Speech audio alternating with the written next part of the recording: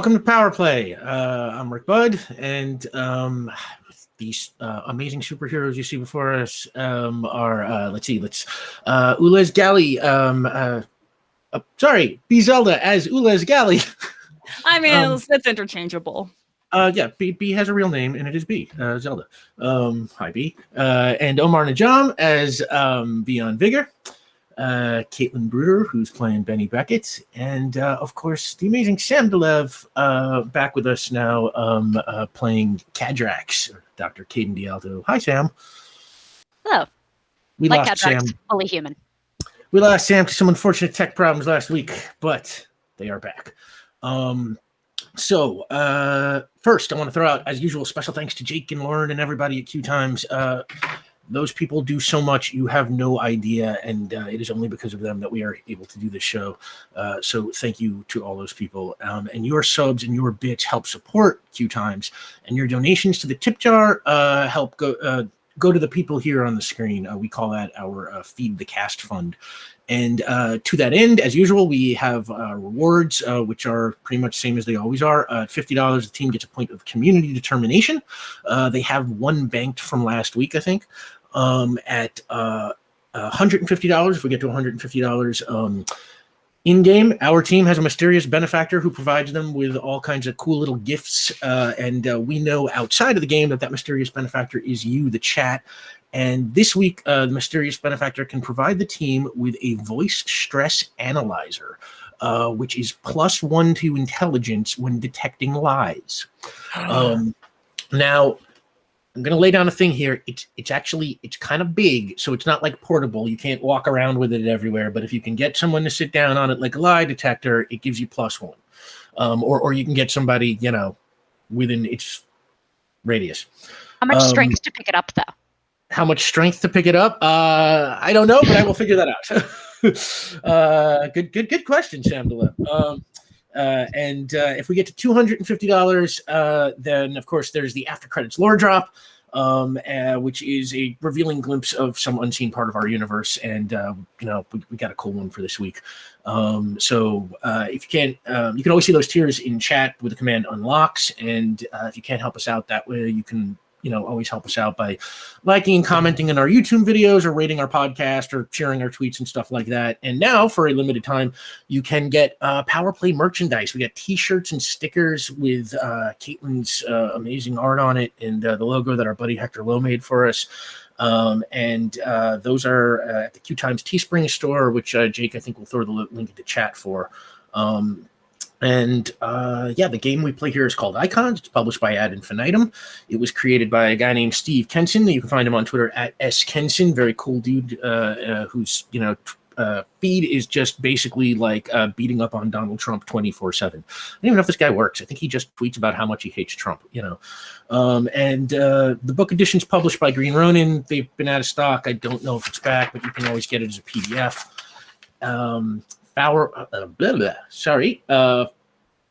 I'm trying to read too fast. Okay, please follow us at the Power Play at Power Play RPG on Twitter and Instagram. And Power Play is now available as a podcast, and you can find that wherever fine pods are cast. Those are the announcements for now. Although, what I do have to say is we are going to have one more very big announcement to make at the end of the show. And when I say the end of the show, I mean like all the way at the end of the show. So if y'all open up the lore drop for us tonight, this announcement's so big, it even comes after the lore drop. Stick around for the big announcement. And that is it. Those are the announcements. Time for Power Play.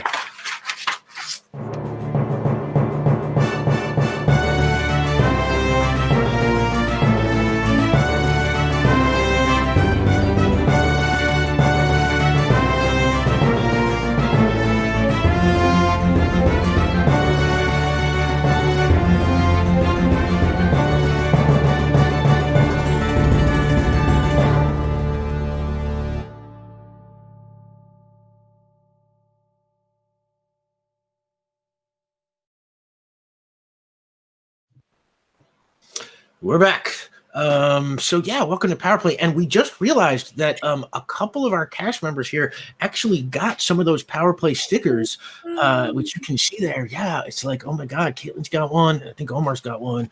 I also have the shirt too. Oh, Caitlin's got the shirt. My stuff hasn't come yet. Did. Ah! I forgot it was on my desk. I'm good at promoting things. Woo! Oh my God, I want mine so bad. So yeah, Power Play merchandise. But forget that for now. We're getting back into this. So previously on Power Play, after their pod initiated a memory recall, Ulez Galley awoke to hear a very strange beeping sound coming from their ship. Meanwhile, Benny Beckett chose not to look inside of an envelope that was alleged to contain the name and address of her biological father. The team spent the day on the town, bonding, supporting each other, talking about art, philosophy, music, science, mortality, pretty much everything. And then that was interrupted by a call from supervillain Curtis Haber, who told Vion that he was tired of being a fugitive and he was ready to surrender to authorities and wanted the team's help getting that done since he trusted them. The team set up a meeting with Haber, and they even spoke with their friend Audrey Reeves about representing him in court. But before Haber could turn himself in, he was abducted by two people in green robes who teleported just out of nowhere and grabbed him and then disappeared again back into nowhere.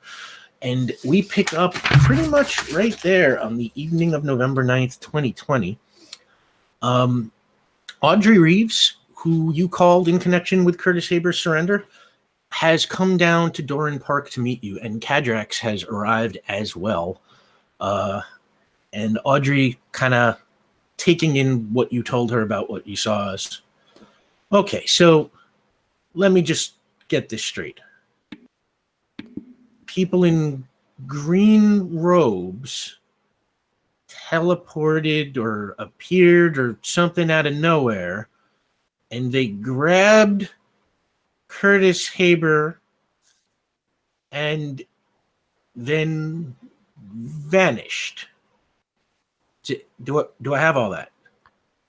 Yeah. Yes? Yeah. Yeah, that's accurate. I have a question for the GM. So we can do a retcon, like a small fact back from the last episode if I spend determination. How many points is that to spend? You spend 1 point of determination. You can retcon something as long as it doesn't explicitly clash with anything else that was set up or said. Could I have been recording? Oh, like filming? Yeah. Like if we were going to film his, this is what I want so he can't go back on it, so that we could show them I have the quality, can't turn the camera off. Ooh. So good. Right out of the gate. I'll tell you what. I've been thinking about this all week. Because you have that quality, I'm going to say you were pulling your phone or your camera out as Curtis was walking towards you, and you managed to capture a very brief glimpse of the people in the green robes. Right. There were people who weren't with us with our party, so. Yeah, it's not like a perfect still shot that captures the whole action. You just get kind of like enough so that you can, kind of maybe show it to Audrey, right? And she's looking at it. It's like, okay, hang on, make sure to take your point of determination for that. Okay. Well, that would be helpful, but no, we haven't. I've been in this city a lot of years, but that is a new one on me. I'll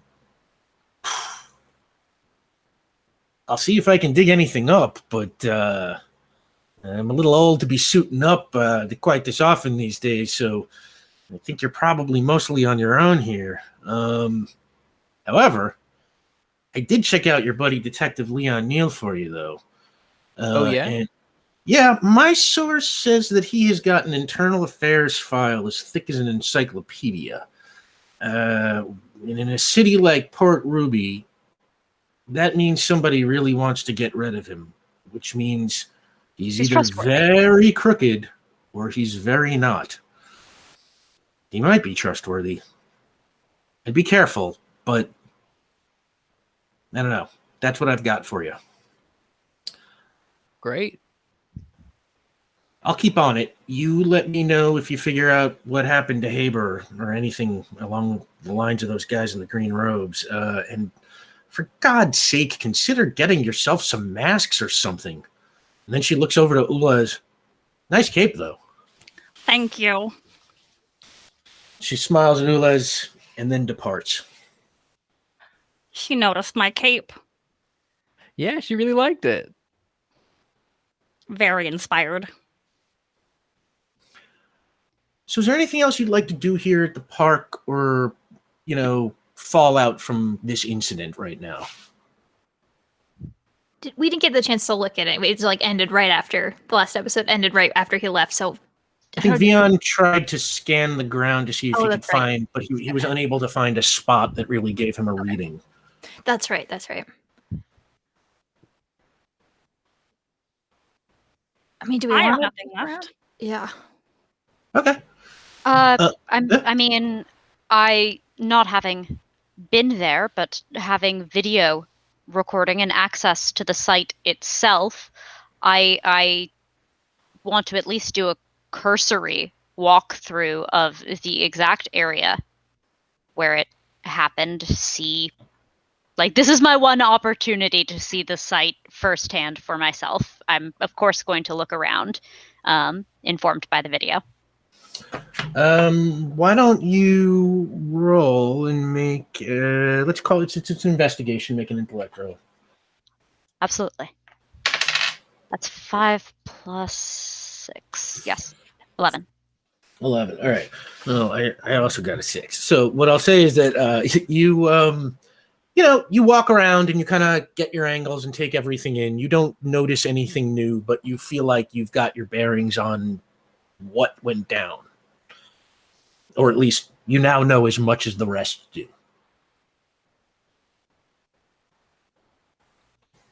All right. Okay. And on that, it is now evening. It is late in the evening. Are you headed home? What's the next move for y'all? Do we reconvene in the morning, or do we want to keep looking? I don't even know what to do from here. I mean, honestly, since, I don't specifically need a lot of sleep, I could head to like a library or something like that and maybe do some research. I mean, the only lead we have right now is green robes. We didn't really get anything else, so Yeah. unless anyone's opposed to that, I can kind of start getting those wheels turning. I don't imagine, I'll get a whole lot, but I'm a private eye, so at least, kind of goes in line with that. I think that makes sense. I do find myself wondering, who has motive to snatch Curtis Haber and none of the rest of us?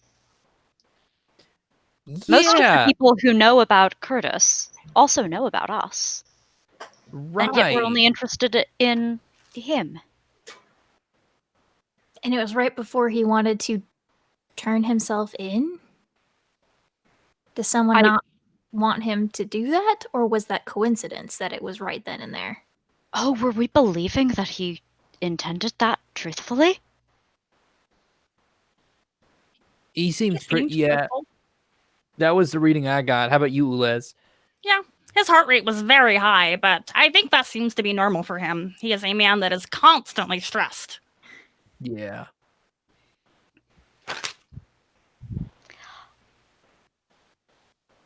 I'll see if I can think of anybody we could ask who might have motive.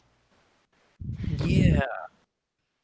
What's that website, that like conspiracy board website that I've looked at before? I'm trying to find the name of it. The Whisper Network, yeah. Whisper Network. Can I look up, see if I see anything about people talking about green robes or anything about teleportation in the last, I don't know, I don't know how long the site's been up, but recently, and then further if I can't find anything?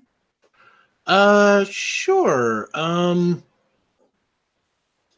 Tell you what, make a intellect roll. Okay. I'm never gonna bump that stat. It's always gonna feel bad to roll it. Let's roll my coffee dice. Coffee dice. Coffee dice. 5. 5. You scan around, the Whisper Network, and you don't catch anything about guys in green, people in green robes. You see a couple of archived, unrelated incidents about people who seem to appear out of nowhere and disappear into nowhere, but they don't seem to have any. Otherwise, it's like these can just be dime a dozen rumors or urban legend kind of stuff. Do any of those have locations? Not for 5, they don't. That's okay. That's fair. I'm just asking. Vion, are you trying to go to the library? Yeah, I'm gonna head to the library and start to do a little bit of research. Okay. I'll invite Ulez if that's of any interest to you. You absolutely don't have to come. You have a copy of the key to my apartment, so you can also just go hang out. I think I would prefer that. I have been ruminating on trying to repair my ship. It has been bothering me for some time. Yeah, absolutely. We'll go chill. You know where everything is, so just let me know if anything comes up. I will use our communicator. Hold up my phone. Sounds good. I'll have mine on silent. By the way, it looks like the chat has opened up your point of community determination, so I'm putting that in your bank. Thank you so much, everybody. The next tier is at $150. The team gets a voice stress analyzer +1 to the intelligence of whoever is using it when they are using it to detect lies. Thank you so much. All right, Vion, you head to the library. Ulez, you head back to the apartment. Yeah. Cadrax and Benny, you are headed home for the night, or?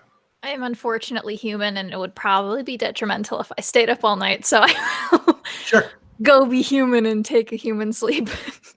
Cadrax, you are quite not human. How dare you, sir?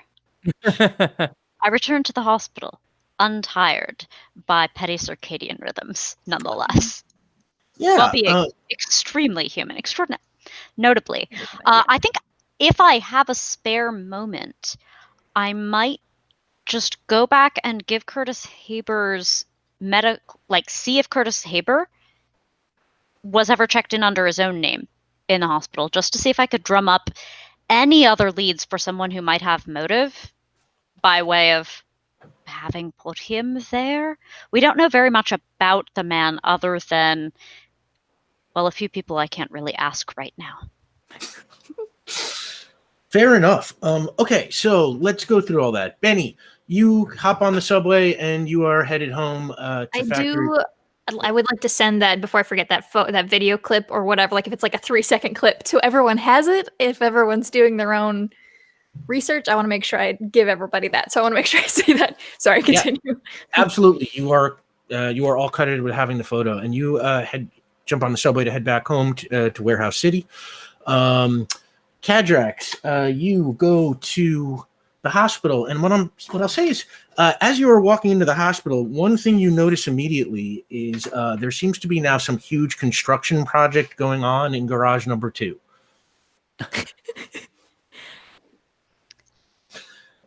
You know how they often have fences and that like green plastic stuff so you can't climb the fences? And then a sign of the construction company, usually made in cardboard with a free font? Sure. What does the font say? It says Battle Construction. I feel like it's written in copperplate Gothic. Yes, there, for sure. That's canon there. Wow. Wow. I feel like I see a lot of sans serif cheap font for these signs as well. Very well represented. How about Comic Sans? So stop trying to kill my character. By the way, it looks like the chat has now opened up your mysterious benefactor gift. So thank you so much, everybody. And you have a voice stress analyzer that Ulez, you will find on the doorstep when you get back. Thank you so much, everyone. That just leaves the after credits lore drop. If we get to 250, it is a pretty cool one tonight. Yeah, so you pass by the construction sign for Battle Construction and head on into the hospital, and you make your way to the records room or the nurses station where they're in charge of records, and you run into let's say Nurse Wheeler.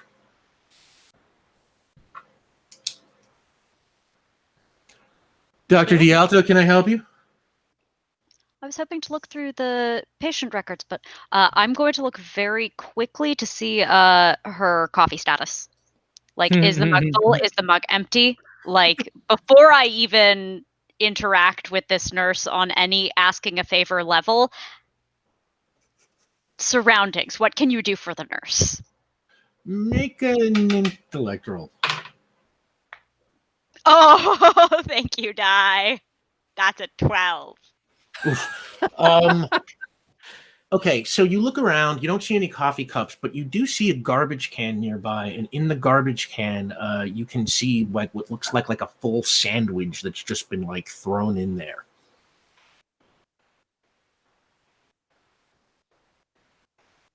I was hoping to go through some patient records, but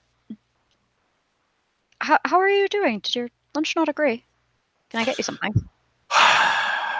Well, I was about to eat my sandwich when Dr. Rivera walked by and knocked a tray of samples onto it. So I've got nothing right now. I am not on shift for another 20 minutes. Let me go grab something for you while you're on the floor. Oh, wow. Thank you. And she reaches for her wallet. Don't worry about it. I'll be right back. Thank you, Doctor. And you get the sandwich and you bring it back, and we'll say she gave you the order and it is exactly what she wants. And she just looks and she's like, oh my God. She takes like a bite. She's like, I'm starving. Thank you so much. No, I've always liked you. Then I'm doing my job. I was hoping to go through the patient records very quickly. I'm doing a follow-up on a John Doe. We now have his name. Well, I can't let you back there, but if you just leave me the name, I'll be happy to search it for you. Once we connect them, he was my patient, so I should be able to get access to the records. Oh, yeah, and she buzzes you past the desk. Yep. Then I will get into the system. I will link our John Doe to Curtis Saber. Okay. Good medical records are important. Make another intellect roll. Sure. I swear, I don't know. 11. 11. I'm so scared now. Curtis Haber does have a file under his own name. The most recent entries in it are, at least 5 or 6 years old. There is a couple of broken bones, broken nose, a stab wound.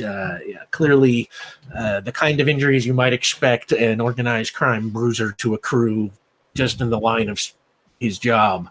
But there doesn't seem to be anything in it that you don't know so far.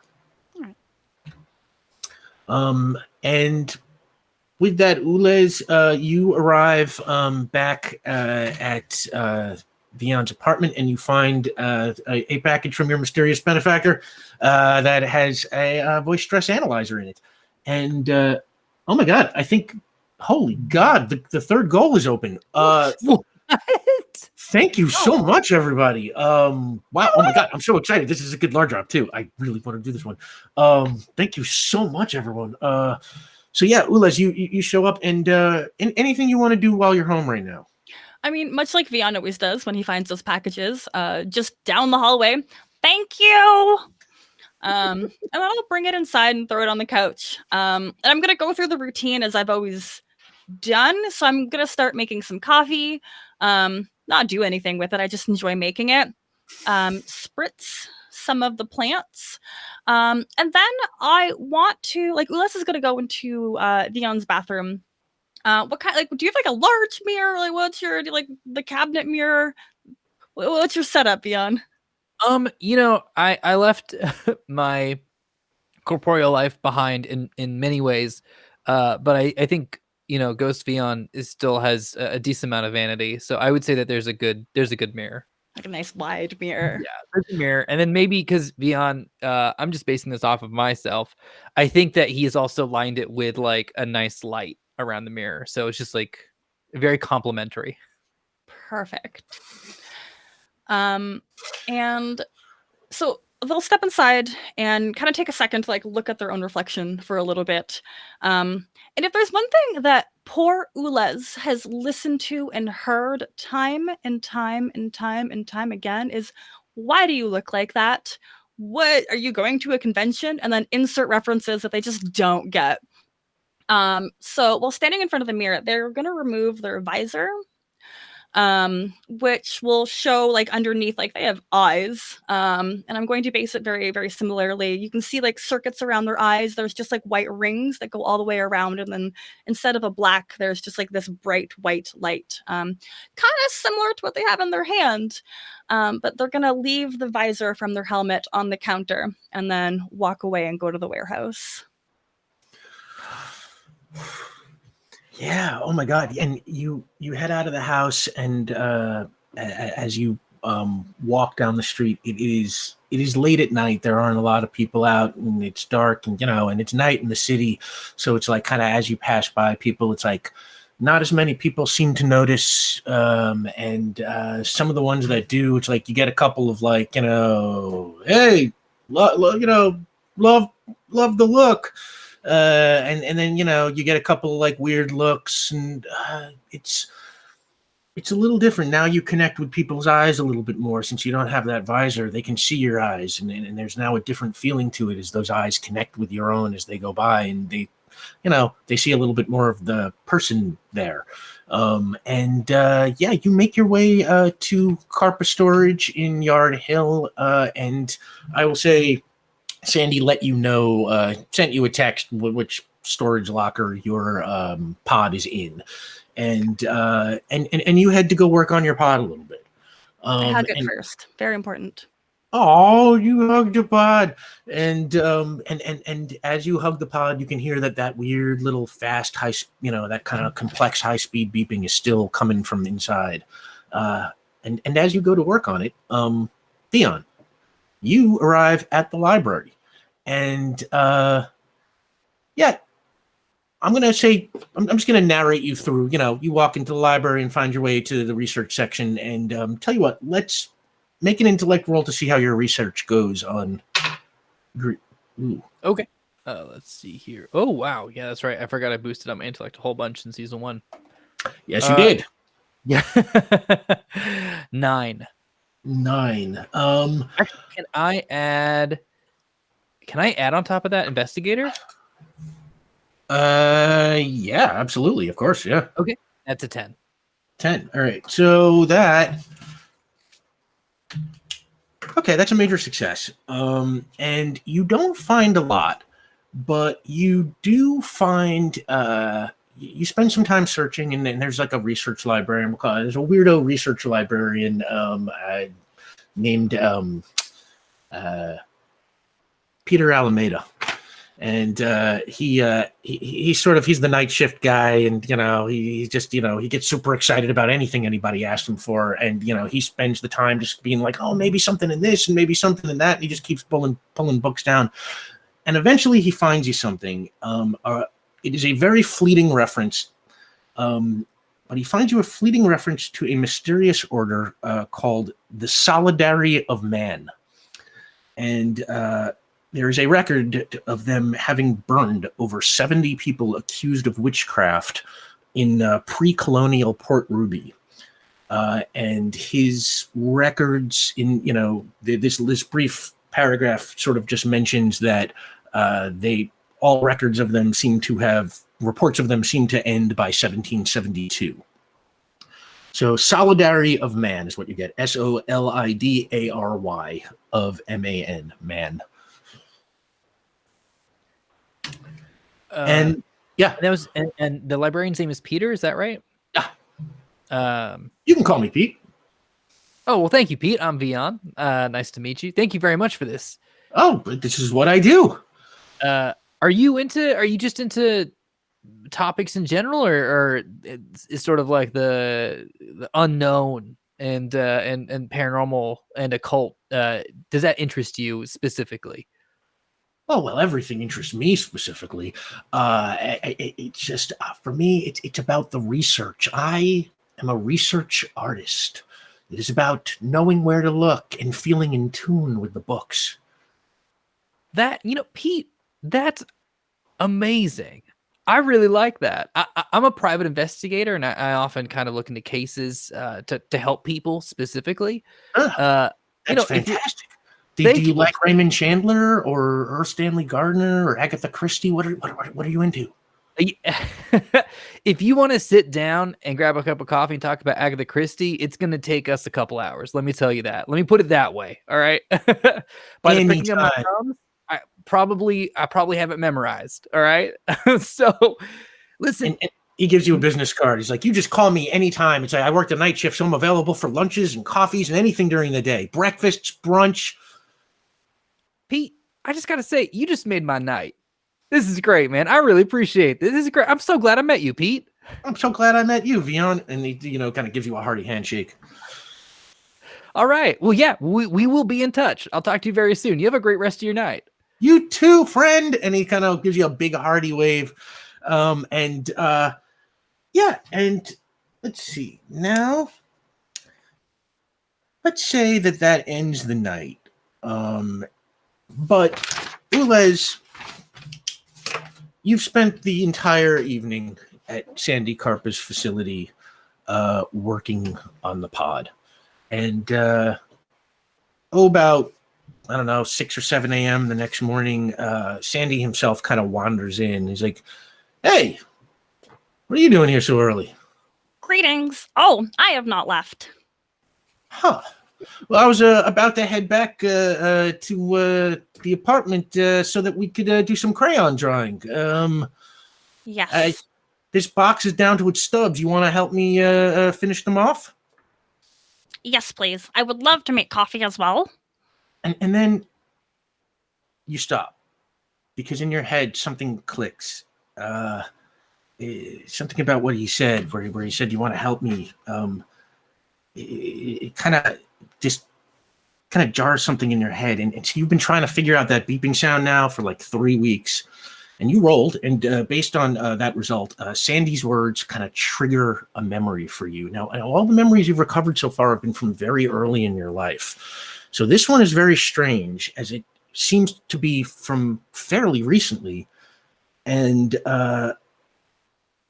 your internal system speaks to you. Signal reconstructed. It appears to be a message. Would you like to hear it? Please play message. And you hear some static. And then in the static, you hear, Earth, help. I ate. Earth, help. I ate. Earth.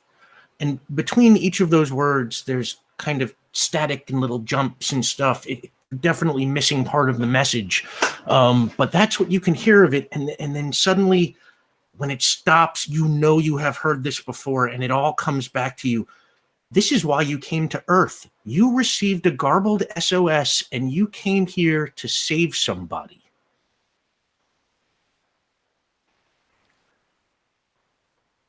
Sandy? How are transmissions sent to space from your planet? Transmissions sent to space?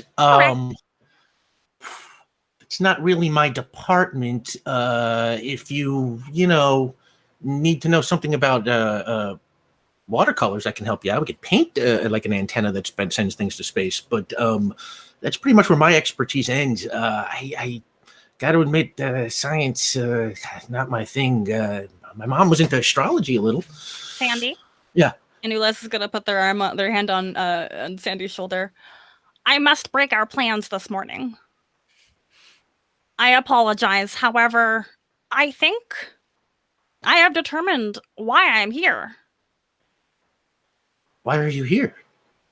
There was a distress signal and I wanted to help. It sounded so sad. Huh. Do you have a beacon where distress signals can be sent out? How?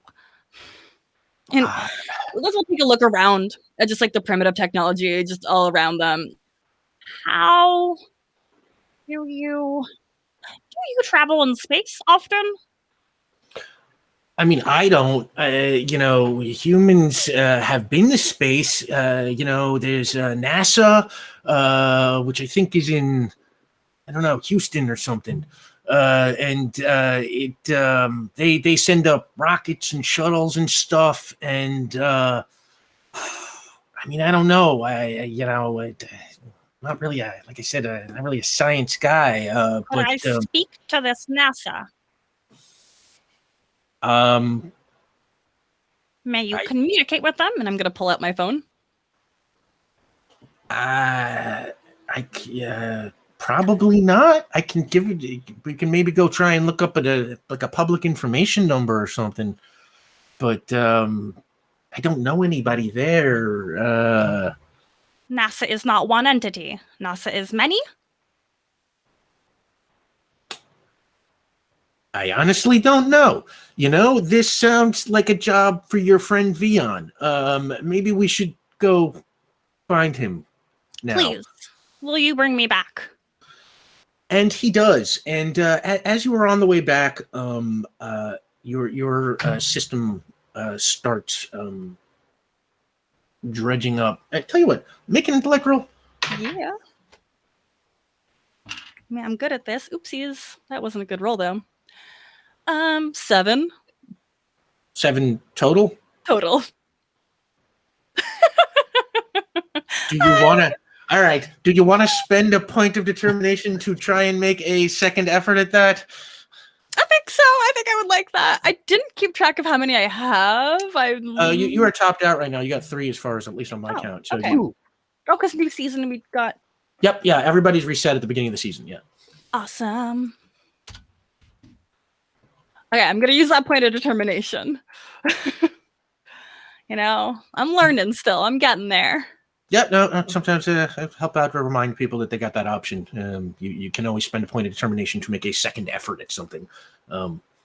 Does it have to be based on one of your qualities, or just to reroll? No, I think you can just spend the point of determination to make a second effort, as long as it's something that allows for a second effort. So it's like, if you were trying to sneak around and you got spotted, you can't make a second effort because once you're spotted, you're spotted. But, if you're trying to punch somebody and you miss, you can theoretically throw a second punch, that kind of thing. Okay, that's a 10 this time. Okay, good. So yeah, your system, when you were headed to Earth, your system manages to track down the longitude and latitude that you had pinned this transmission to. And I will give you that, although I'm not going to hold you to the exact numbers. Your longitude was 40.579667. And the latitude was minus 73.956062. And I don't know how good it was. And you are able to quickly determine from your interior system that is a location in the south of Baronsdale, almost as far south as you can get, in a neighborhood that will say that you are able to determine just from looking it up on a map on your phone is called Percy Beach. Jake, do we have the South Baronsdale map? Can you throw that up for a couple of minutes? And and then you have that all figured out by the time you reach home. And Vion will say you have long since come back from the library, and you are there when Sandy brings in Ulez. Hey, Vion, do you here? They need you to call somebody at NASA. I'll see you later. I gotta go work on a thing, and he kind of ducks out the door. Bye, Sandy. Yeah, bye, Sandy. Thanks for swinging by. Well, honestly, that was one of the more polite drop-bys of Sandy, if I'm being completely honest. We were supposed to color this morning and watch some news. However, I had to break our plans. Vion, I received a distress signal over 1 week from when I arrived here. That is my purpose. That is what brought me here. I am not merely driven by my prime directive to research plants, but there was a distress signal. Can you contact one or multiple of the entities that reside or are NASA? I don't have a personal line of contact with NASA per se, but we can give them a call, I'm sure. Do you know which like NASA hub? I'm pretty sure there's one down south in the Panhandle, if I'm not mistaken. A lot of shuttles take off from there. There's also JPL back on the West Coast. You're doing that thing that I do not understand. Sorry. I apologize. Yeah, let me boil that right down real quick outside of all those pesky details. There's a few different locations of NASA, but we can give them a call. So essentially someone from NASA sent out a message out to space, a distress signal? No, I had asked Sandy who or what would have the capability to be able to send a distress signal out to space. If it has reached my sensors, if it reached my ship and I was able to pinpoint the longitude and latitude in which it was located, in which the signal was emitted, I have to believe that only an entity with the technology to be able to do so could do that. And your world possesses not a lot in the way of advanced technology. Yeah, that's fair. That's fair. Actually, all things considered. But if you have the latitude and longitude of the source of that call, why don't we go to that source? I think that might be logical. I often forget the most obvious steps. Oh no! I mean, hey, we can call NASA. I'm not opposed. But I guess we can go check that out first. And then I just met the most charming individual last night. We had a really great time.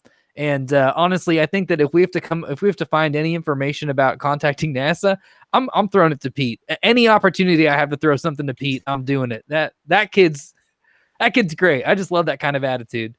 So yeah, let's head to the do you know the exact location of where the signal came from? I do. The longitude was 40.5728, and the latitude was minus 73.65002. Okay, yeah. I let me quickly type that into my computer to see exactly what that means. Oh, I have it on my phone. Oh, well, all right. Well, great. That just saved a bunch of time. I've been learning. Let's see what the others are up to, and then if anyone wants to join on this little adventure.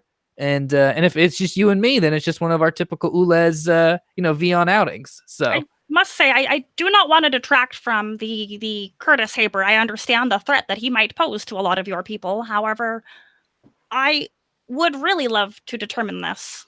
Yeah, I've kind of come to as far as I could go on the road in terms of research. So unless something else pops up, I've just got a name to follow, so I'm just going to keep open ears, but you're not detracting from my own stuff. Don't worry about that, Ulez, but I appreciate you saying it. Thank you.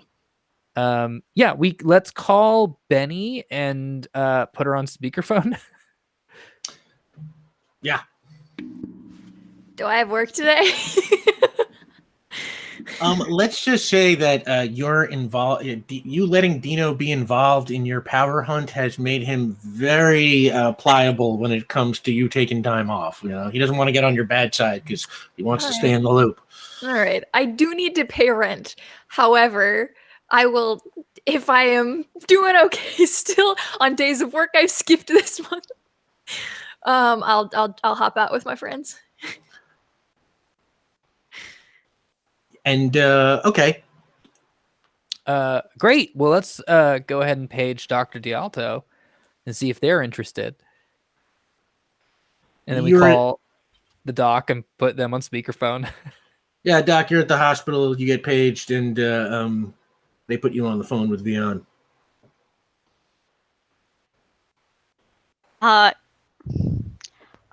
think Dr. Dialto has learned not to take speakerphone calls with Vion while in surgery, just in case.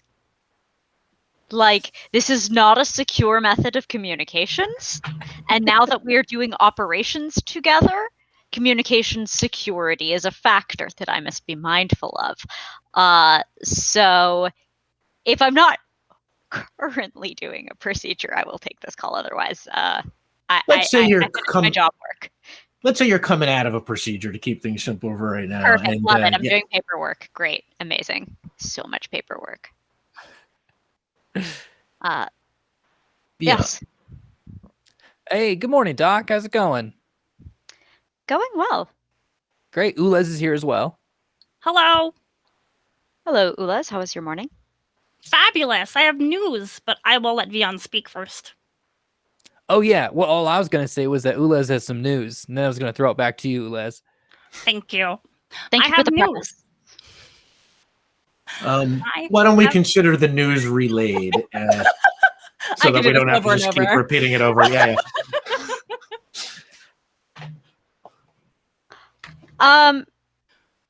Rick? So, assuming all news is fully relayed and all exposition expositated, do I know anything about Percy Beach as a location?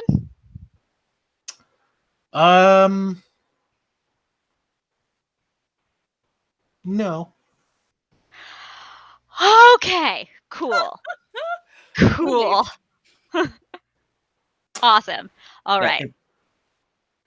If you were thinking is that where the Knights of the Blue went? I mean, no. look, it did occur. The thought did occur. I was thinking the same, to be honest. I was thinking maybe it was like your old leader. Honestly, I do still want to listen to the signal myself and see if perhaps, given my relative proficiency with oral analysis, I might be able to lend some greater understanding or at least interpret whether it was one of my people. The message is broken and I have to record it from my internal frequency to the external. Let me hold my phone up to my head. Record. I'll meet you at the rendezvous point for ideal signal clarity and not the degradation produced by the human communication devices. I look up at a nurse. I look back at my paperwork. There's some nurses just like shakes their head at you and just goes back to writing. So all right. You are all meeting up now, right? That is the plan here. So why don't we, I don't know, how do you want to do this? You want to, you want to like jump in your van and just like pick everybody up? That sounds perfect. Cool. Wait, to use the van. All right. So yeah, you pick up Benny over in Warehouse City, and you swing by and get Cadrax from the hospital. And Cadrax, you get to hear the recording. Earth, help. I hate. Does it sound like Sonneville? Make a intellect roll. I want to spend a point of determination, not from around here. Oh, okay. Or I have to hold my oath. Either one. Or all work, no play. I don't care. Something. Determination. Spend. Is it Sonneville? I would say any of those, or at least two of those could apply. So let's say spend. Okay, what is that? What's your total there? I haven't rolled the die yet because I'm nervous. Oh. I just wanted to know how. I rolled the die now. Oh, traitor.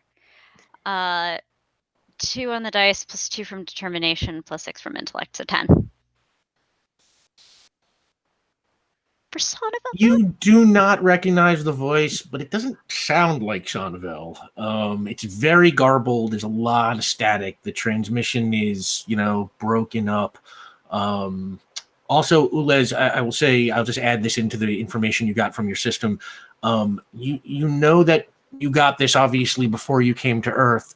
You do not know exactly when it came in or how long ago that was. That part of your recent memory still has not come back. So it's like, there's not exactly a way to date it, to the Knights of the Blue. Now, I don't want to make it sound like I'm saying it is not that, but I'm just saying, Cadrax, you don't recognize that location. Ulez, you do not exactly have a way of pinning down the date that this was received at this point. Mm-hmm. But yeah. Flood of stuff came in and it was all like today, not instead of dated when it happened. Yeah, it was just kind of like one of these, like, oh my God, you remember this vision of yourself in your ship. You remember hearing it. You remember changing course to go to Earth. But how long ago that happened, whether it was a week ago, a month ago, or 10,000 years ago, you got no idea. And Kadrax, yeah, it's like, you don't recognize the voice. You are pretty sure it's not Sonnevel, though.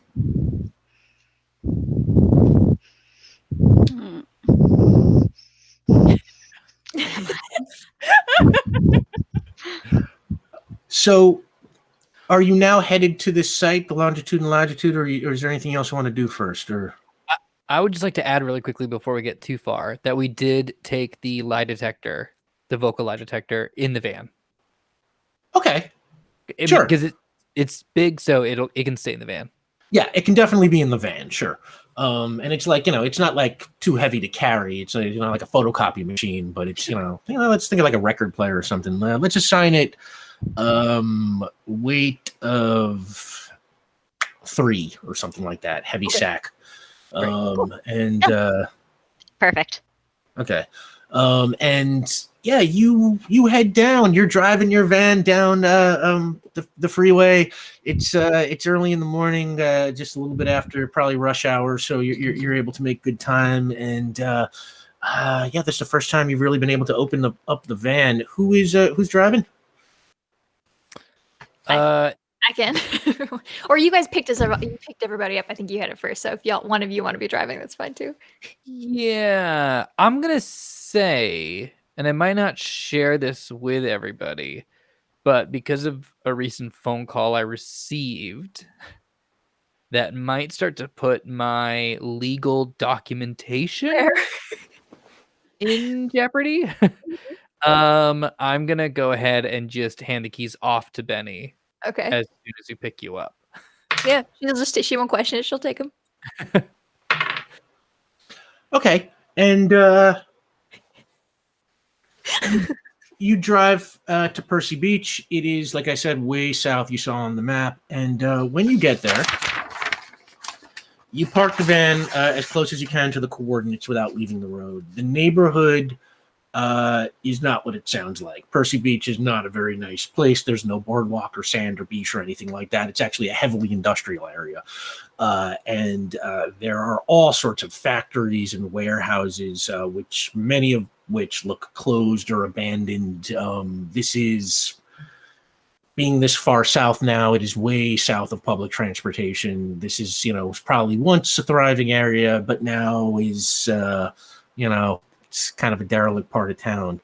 And we'll say you park the car, like I said, as close as you can to the longitude and latitude, and, then you can get out, and you got to go on foot from there. So you head towards, I guess, the dot on your phone up in the air, and they're going to run in that direction. Yep, great. And when you get there, we'll say you go down a street and towards a set of, a block with a bunch of factories and buildings on it. And between two of those. Yeah. Sorry, daytime. Oh, yeah, good call. Thank you. Ooh. It's day. Yes, today the sun came out a little late at like 8 or 9 or whatever it is now. It's getting later this time of year. Yeah, there you go. Early November. That's right. That's right. Yeah. Good catch, Sam. Thank you. Good catch, Omar. Good catch, Sam. See, folks, this is why you need friends looking out for you. So it's like, yeah, you get to this. You sort of head to where the longitude and latitude was leading you, and between two factories, there is a lot that is not built on. It is a pretty sizable piece of land. It's overgrown with weeds and very tall grass, and it is surrounded by a tall fence that's got barbed wire and all kinds of keep out signs on it. I'll tell you what, hang on.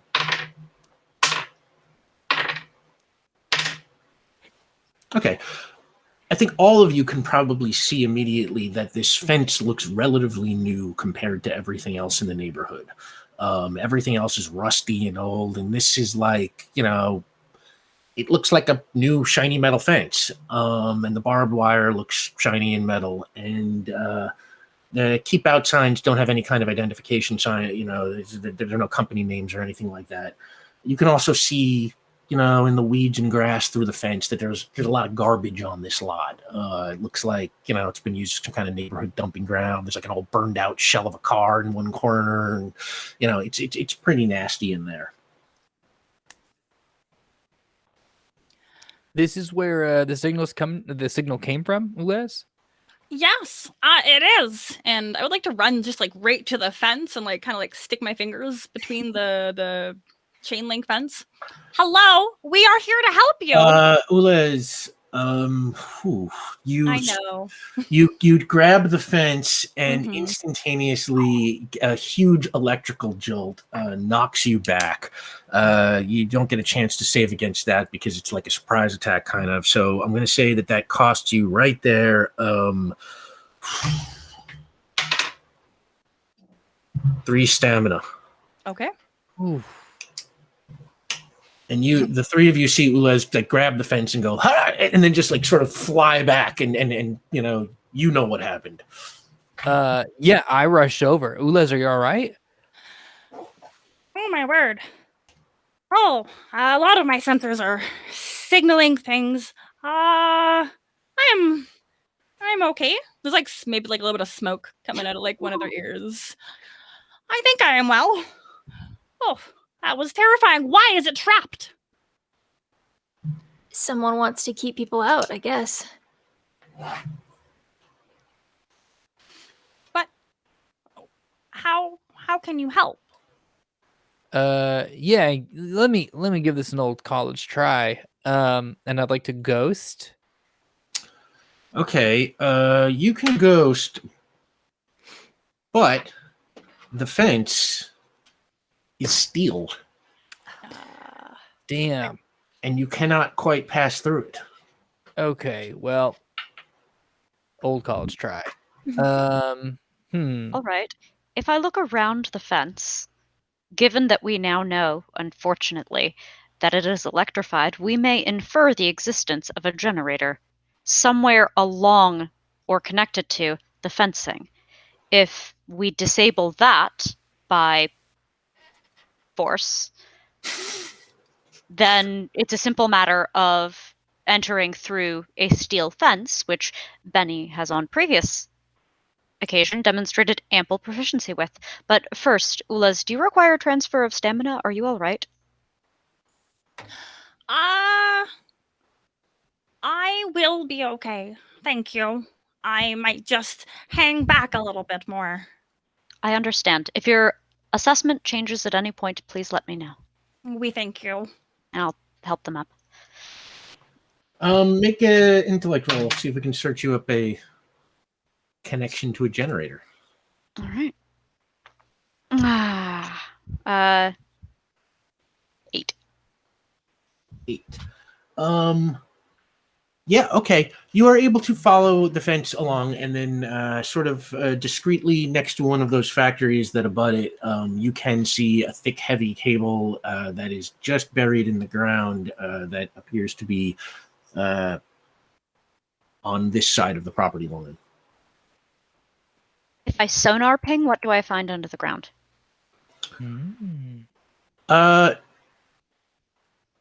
Make a roll. Right. Good thing is we're in a nice wide open area with low population. Why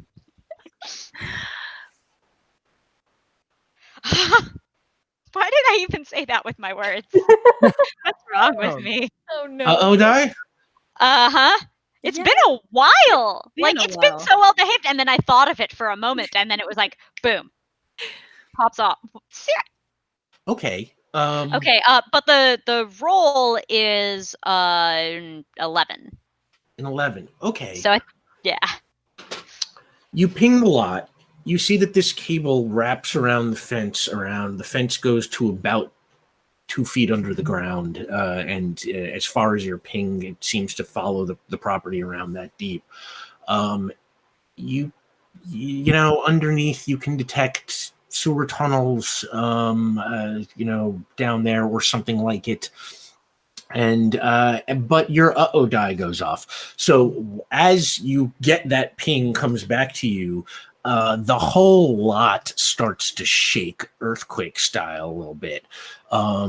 It's not off the charts Curtis Haber kind of thing, but you can see the factories on either side, which are these old, abandoned-looking buildings.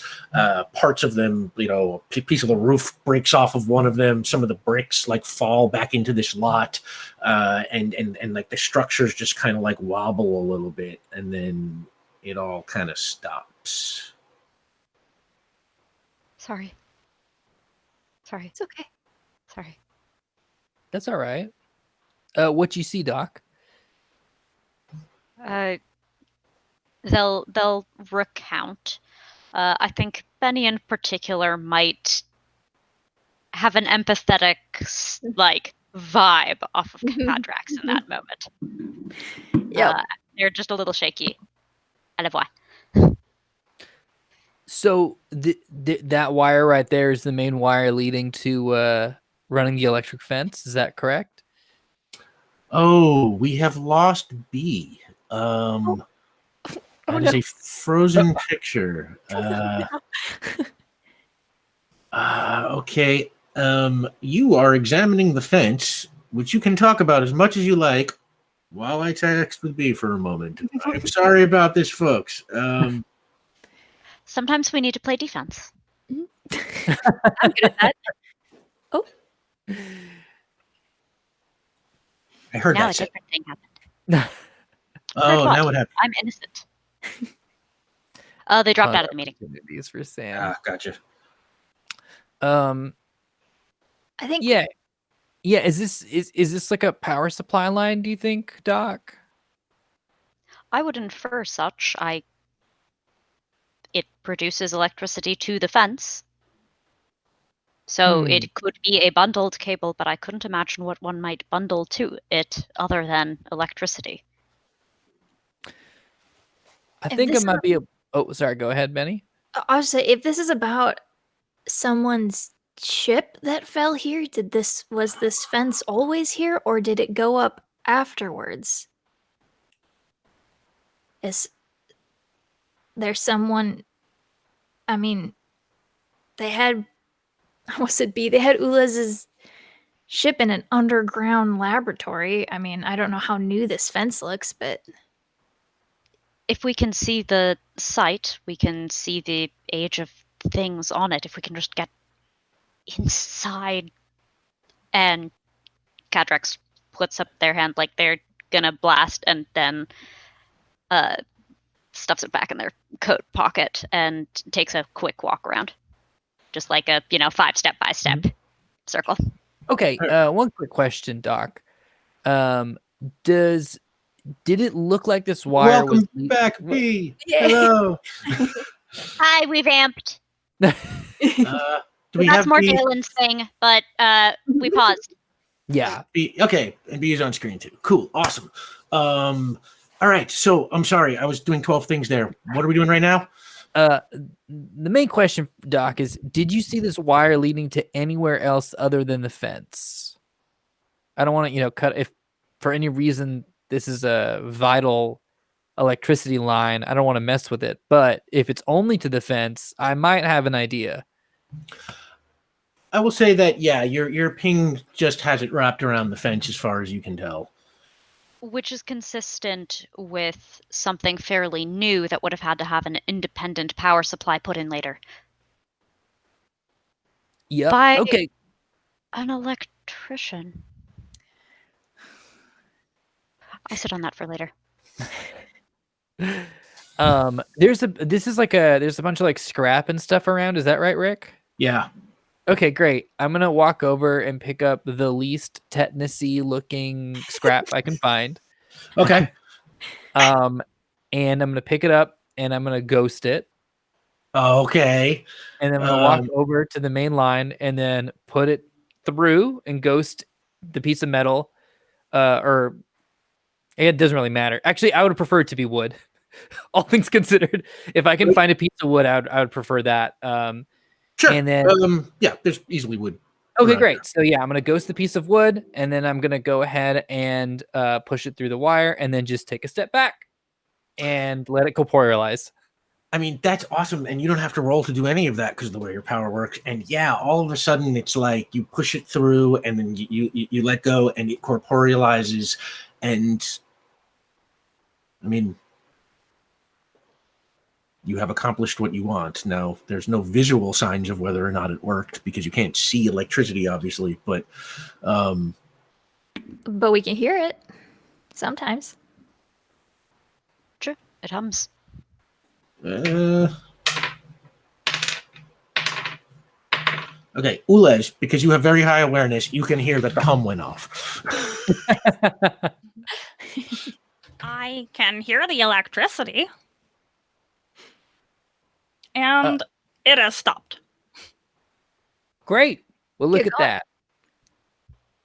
that. We do still face the issue of the fence, even though the electricity is gone. Benny, I understand you know how to make an entrance.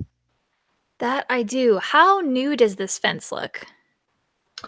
I mean, pretty new. You know, it's like it doesn't look like it was installed this morning, kind of new. But you know, like I said, there's no rust on it. There's, you know, it's clearly not part of the neighborhood. Yeah, we're from campaign start. We're a couple of weeks in. So, like, from when Ulez came to Earth, they've been here for a few weeks, right? Yeah, from the time that Ulez woke up, it's been 4 weeks, I think, about now. Okay. And Ulez does not know quite how long they were here before they woke up in the dumpster yet. That part of their memory hasn't come back, but 4 weeks, yeah. That's, I mean, a fence would still look pretty new after 4 weeks, or slightly more than that. So I don't know how much of this is going to have a starting point for me, but does the fence go into like the concrete, or is there like a gap underneath, like where the little diamonds like just touch the ground? No, it goes right down into the concrete. Into the concrete. Okay. Then are there like poles? Like it wouldn't be a fully nonstop just fence like there would be. Yeah. Like probably every, 15 or 20 feet, there's like a metal pole that, holds the fence together. Okay. So probably you'd want to go to one of those. That'd be best point. Are we just out in the open, or can we get near like a building or something so we have a little bit of cover? So the lot's pretty out in the open from from both sides. It's got a building on either side, but I'll tell you is that like I'll use the same awareness rolls you just made. It's like there does not seem to be anybody around here, and it is an old industrial neighborhood. So okay, do we just want to do this here, or what's the? It's either that or throw my coat over the barbed wire. Let's try this first. I guess do we want to commit property damage, or do we want to try to pretend like we weren't here? That's the other question, I think. That's honestly Cadrax's instinct would be to look to Ulez, especially given that they were just injured, to see how they feel about doing the fence climb. I have never had to climb a fence. We don't have fences where I'm from. Not like this. This is much closer to our customary movement scheme than the stairs.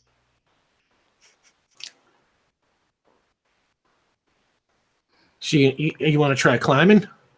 Yeah, that's the question that I'm posing to everyone is, do we want I would require assistance. That's the other thing. I can try to brute force us through, or we can climb the fence and pretend like we weren't here. That's the... Yeah. I'm tall. I can't assist you. I would require a boost. I would happily boost you. I think, yeah. For the record, I'm not the best at climbing fences, but I'll do what I can. Yeah, we'll see. This could go badly, and then we have to melt our way through anyways. Right? Let's say everyone make a coordination roll. Okay. Oh, I was really... What? May I roll strength to try to help the friends I'm boosting? Ooh. Oh, yeah. Well... I'm also very tall. Sure. I don't know if that helps. But I'm trying to figure like how I would apply that. I have to believe that it helps. If you can successfully lift, a person, that probably gets them, a couple of feet off the ground, which, I can instantaneously means they don't have to go as high to climb anymore, so I can sort of reduce the resistance for that. So it's like, who are you trying to lift, Ulez? That was the person who first requested a boost. I think we're doing this sequentially. Okay, so make a strength roll. I can do another Vion boost. We've done that before. We know that works. 9. All right. Do you still need coordination from me? Yes, I do actually. Just to see if I can land on my own 2 feet on the other side. 6. Okay. Cadrax, you get Ulez up, and Ulez, we're gonna say, because you have to be very careful, kind of getting over the barbed wire, and you're a little klutzy, so you do make it over without snagging yourself in the barbed wire, but then kind of like fall to the other side. You're all right though; you don't lose any more stamina. It wasn't that hard of a fall. It was just sort of like you fell on your butt kind of thing. I checked my cape. Is my cape okay? It is a little dirty, but generally fine. Okay, I'll just keep sitting on the ground, like brushing it off while I wait for everybody else. Like, heck. Who else? Is anyone else getting a boost? I'll take a boost. Yeah. Okay, Vion, Cadrax again. You know what? We'll just use your one roll, Cadrax, since this is a repetitive task. So Vion, you just make a coordination roll. Okay, 9. That's what I rolled. Oh, okay. So yeah, you'll be okay. You managed to land on your feet on the other side without snagging yourself. Great. Benny, are you also getting a boost? I wouldn't say no to one. I don't have great coordination. Sure. Make a coordination roll. And you are relatively short. Yeah, she's little. Y'all. 4. You fall over the side, and you feel like the barbed wire kind of scrape on your back as you fall over. I'm gonna say that I'll keep this low. I'm gonna say it takes 1 stamina off of you. Is there a stamina after you sleep, like for a night? Is stamina back up, or because I have it at 7, and I don't know where I got that from. Yeah, okay. It only lasts to like the end of a sequence, Okay. or page, whatever they call it here.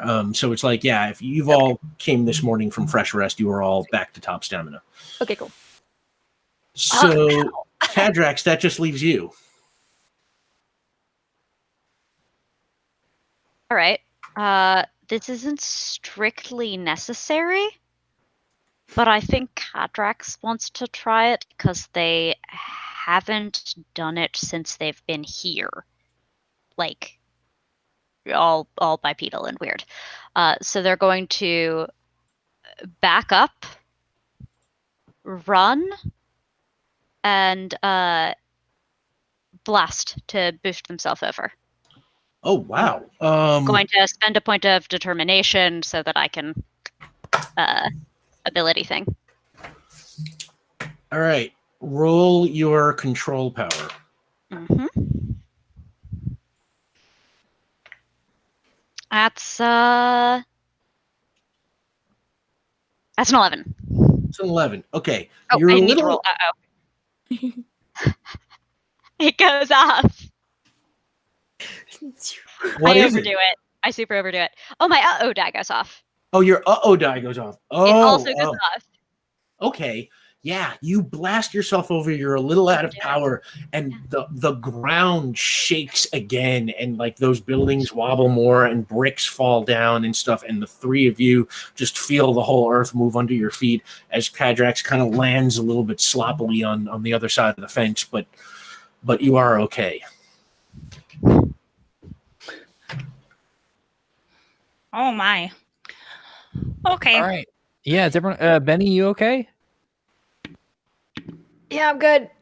Fine. Not gonna the wind knocked out of me. I'm okay. I'll be fine. Just my pride. And she'll dust herself off. I never learned an anatomical location for that. I hear sometimes it is bruised. But I've never seen the contusions on imaging. It's I help her out. Inside pains a little bit, So you are all on the other side of the fence now, standing in the kind of tall grass. You can see kind of this, garbage and, stuff all around. The longitude and latitude leads you towards the center of the lot. And as you walk towards it, very slowly, you see, you push your way through the grass, and at the center of the lot, there is a big green tent that looks, again, very new, kind of plasticky. Looks very pricey. It doesn't look like, it's not like you would go camping in kind of tent. It's a little bit more of like, like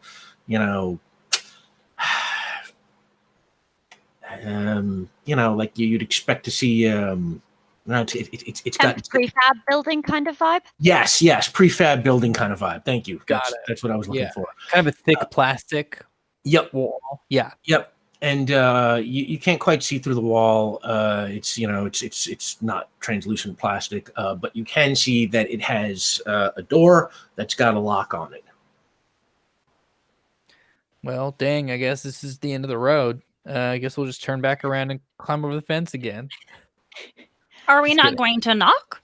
Sorry, that was a joke, Ulez. I'm gonna ghost. I'm gonna ghost and go inside and open the door for you. Okay. If that's cool with everybody. Yes, that was funny. I mean, honestly, Ulez, it wasn't that funny. But if you find it funny, that's great. It was just sort of like well, I guess we'll do this. So, yeah, I guess we'll do this. Yeah, I'll ghost and I'll walk through. Now, your ghosting is phase 4, so you can get through this, actually. I guess whoever built it wasn't expecting somebody who could walk through aluminum. But it is sort of a heavy aluminum wall, or at least, something of equivalent thickness.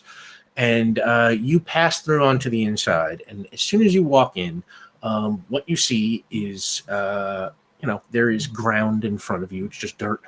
And just like the rest of the lot. And then in the middle of it, there is this like a cap, that's got like a little wheel over it. And it's like sort of sealed over, something that looks like maybe a hole or something that descends into the ground. And I will say from the inside, you are easily able to open the door and let everybody in. Come on in. I want to do a quick scan just to see if there's any security cameras before I open the door. Sure, make an intellect roll. Okay. 12. You do not see anything like that. Great. Yeah, check the corners. Okay. All right, everyone come in. It seems like it's clear. Except for this hatch.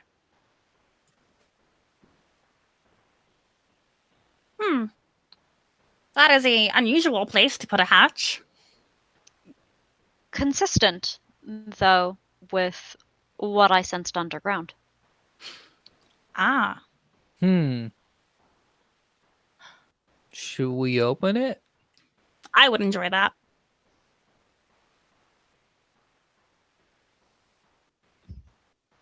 What do you think? I cannot open. I will watch. I'm simply thinking about this site and about transmission before we go underground, because it seems possible that there is something here, but it's less likely to transmit from underground. It's bad for signal. Ah, I have pondered that. There's a lot of bad places on this world for signals. So let's get this straight. The longitude and latitude leads to this exact point. Is that right, Ulez? Mm-hmm. Right here. Now, that happened before, and now there's a hatch that leads underground. So there is a chance that the signal was sent from above ground,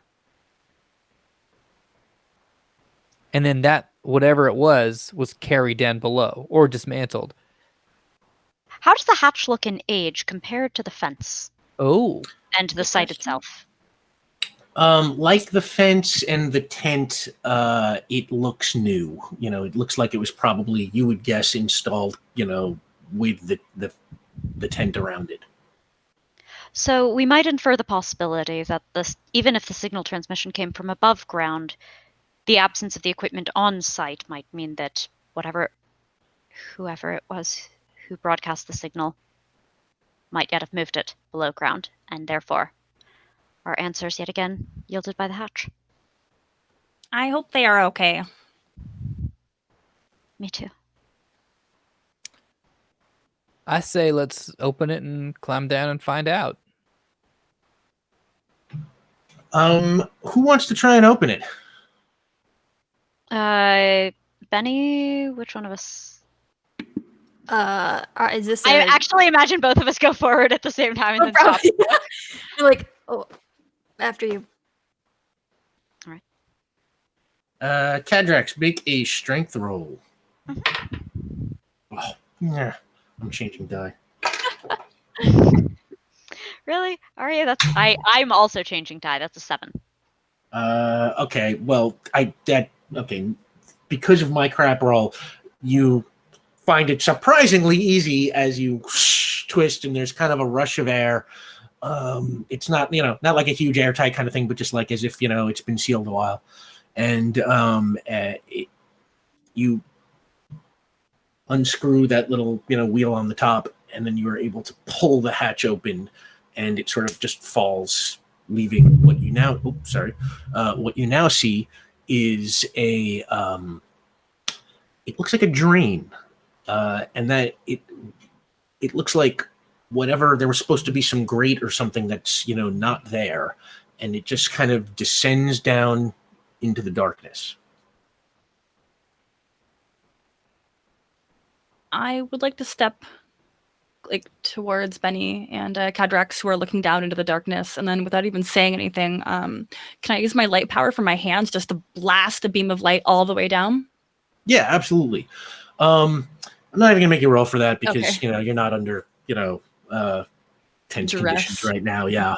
So yeah, you were able to turn on some light in there, and you see that there is a little bit of one of those little metal stair, like ladder kind of things, like built into the side of the drain, as if it's built for people to kind of go down and do service or something down there.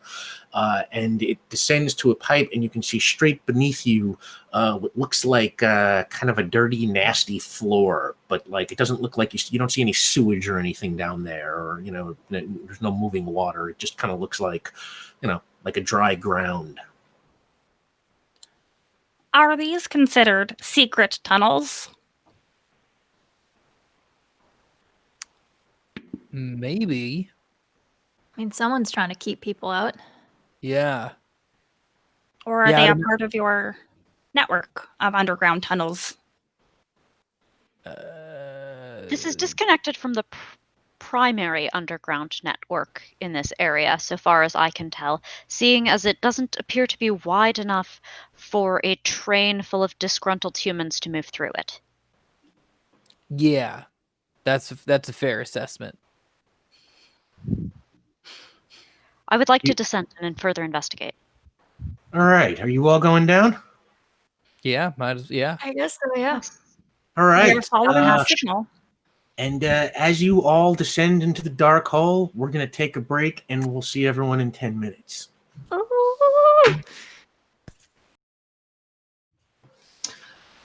Welcome back, and thank you so much to everybody who has donated tonight.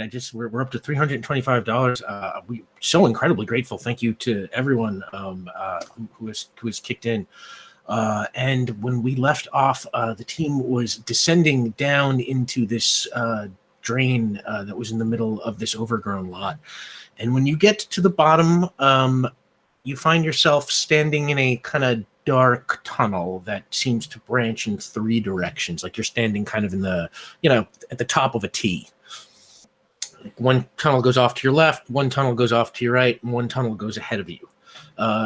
Les, we're just going to say you've got, you're a little bit of ambient light on right now to just so that you can see at least that far. My Otherwise, natural glow? Your natural glow. Thank you. Otherwise, there are no lights down here. Do we need light? Do we need more light?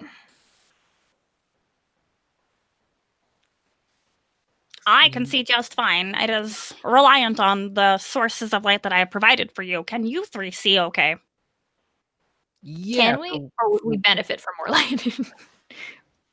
Question for the GM. I don't know if can we see enough or would we benefit from more light? You could probably deal with some more light if you want to. I feel like I'm like the emergency lights, like in a hallway, you know? Ulez generates some light, especially, if you wind up getting, the further you get from Ulez, the more you will need your own light. So I have 2 light sources, so I gotta roll to see if I can do it. And then Right. So in emergencies, Ulez will emerge and so she kind of flicks her hands a little bit, and you get a little sparks, and then nothing happens because I rolled a 2. this is our day. Gosh. And she goes, well, that's embarrassing. I can try again in a little bit. I don't know if I have to spend determination to try again, or if I just have to wait. You can spend a point of determination if you want to try again. If you want to wait, I'm supposed to like a page or something like that. So you'll have to get through some action before you can try again without spending. Yeah, I might hold off on that because we might need determination for other things, and I'll just Sure. lighter. Start carrying a lighter around with me. So we'll say there's a tunnel that goes, east, a tunnel that goes west, and a tunnel that goes south to keep that nice and easy. So, are we thinking of sticking together or splitting up the party?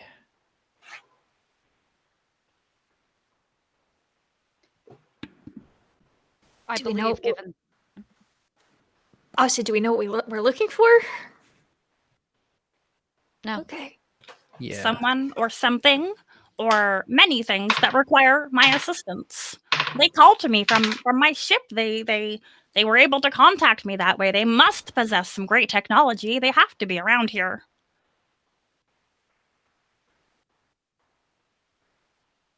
I don't want to be left alone. Plus, I believe I am the source of light for those who cannot see very well in the dark. Okay, that's a great argument. Let's just stick together. Let's just go down once. What's the harm in? We're not in the biggest rush. Well, Liz did say they were the smartest kid in school, so I guess debate champion there. Yeah. Yeah, Ulez, which of these 3 tunnels would you like to go down?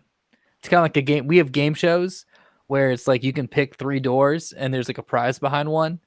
And so do I get to know what my prize is? Finding out who needs your help. Okay. Is there any deciding, like any distinguishing factors about these 3 tunnels? Does anyone want to make an investigation roll and find out? Yeah, I'm really good at that too. Okay. So Kadrax, your hand went up there. Kadrax, roll your intellect. the repeated awareness rolls give me anxiety, y'all. Right though. Can I give an intellect roll as well? 8? Yeah, in fact, if you all want to just do your own investigations, just everybody tell me what you get on your intellect roll, and I'm going to weigh it against the same difficulty roll that I just made. 11. 11? I added my investigation to that. Okay, yeah, that's great. 12. 12? 9. 9. Okay, so assuming you're all pulling information, what you pick up is you are able to see by Ulez's light that on the floor there are what kind of seems like tracks, but they don't exactly look like footprints. They're more like kind of drag marks, and they kind of lead in every which way direction. It looks like whatever might have been leaving these tracks, or whoever might have been leaving these tracks, it looks like they walk back and forth all over the place, and it's kind of hard to say which ones are fresh or which ones are the newest ones, but the whole ground is just covered in them. It's kind of these kind of long drags. Like imagine somebody was trying to walk, but they couldn't pick their feet up. So as they dragged their feet along the floor, it kind of, left like these, kind of drag marks behind them in like the dirt and grime that has picked up on the floor of this old sewer pipe. Do we get any shoe tread out of it, or is it just drag marks? No, you don't see anything that looks like a tread. Of course, the ground is kind of, it's got a lot of muck and stickiness on it, so it's not quite clear the ground would hold something that detailed. Mm-hmm. Okay. Are there? So we got drag marks. Are there any like pieces of equipment or anything laying around at all? Uh-oh. You don't see anything like that. Okay. I'm not great at this, but I'm gonna try to postcog the ground real quick. Okay. Usually tends to go better when we're dealing with a direct object, but let's try it. Yeah, roll your power. Your postcog is what, 2 or 3? It's 3. Okay. That's a 6. You put your hand into one of those drag marks and close your eyes and try and pull something from it. And suddenly, in front of you, you see outer space. And there's like a black hole and like an asteroid zips by, and then shoop, you're back. Sorry, I know this is metaing a little bit. Can I broadcast at this point? Or is it limited still? How does your broadcast work? Okay. I think I might have a limit on it right now. You've got a limit of burnout on it, right? Okay, great. So I'll roll up that dice in a second. Yeah, just make sure I'm going to do the broadcast right. Do you have to do anything to broadcast? Sorry. I'm just digging down a little bit in this because for me, I'm just like space. This might be a total false postcog memory or whatever. I might not be super focused yet, but if Cadrax or Ulez recognizes it, that's a clue. Okay, yeah, your broadcast just works because you want it to now. Okay, great. But you got to roll a burnout die to see if you can do it again later. Okay, I rolled a 4 on my burnout die, by the way. Okay, for your burnout die, I think that the way that works... I think a 1 or a 2 is a burnout. Yeah, 1 or a 2 is a burnout, so you're good. So... Universe. Speaking of universe, yeah, so I guess when I touch the ground, it is this like ghostly spectral view that kind of just zooms out or like emerges from me.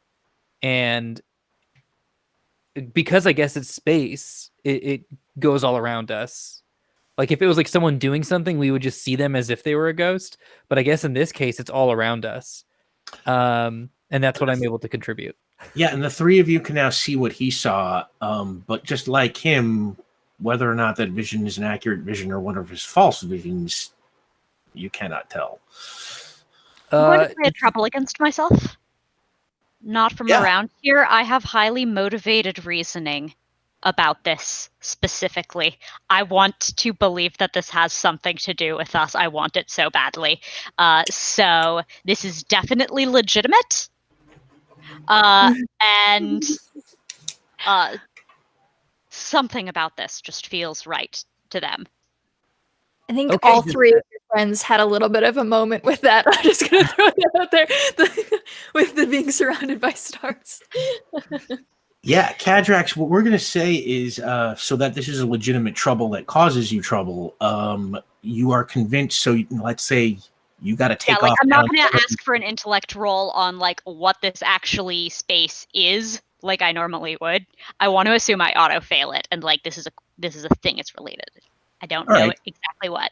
So why don't we say, since you are convinced this is real, you're going to tear off down one of these hallways so that this is, Let's go. So pick one, east, west, or south. Which way do you want to go? All right. West. West. Okay.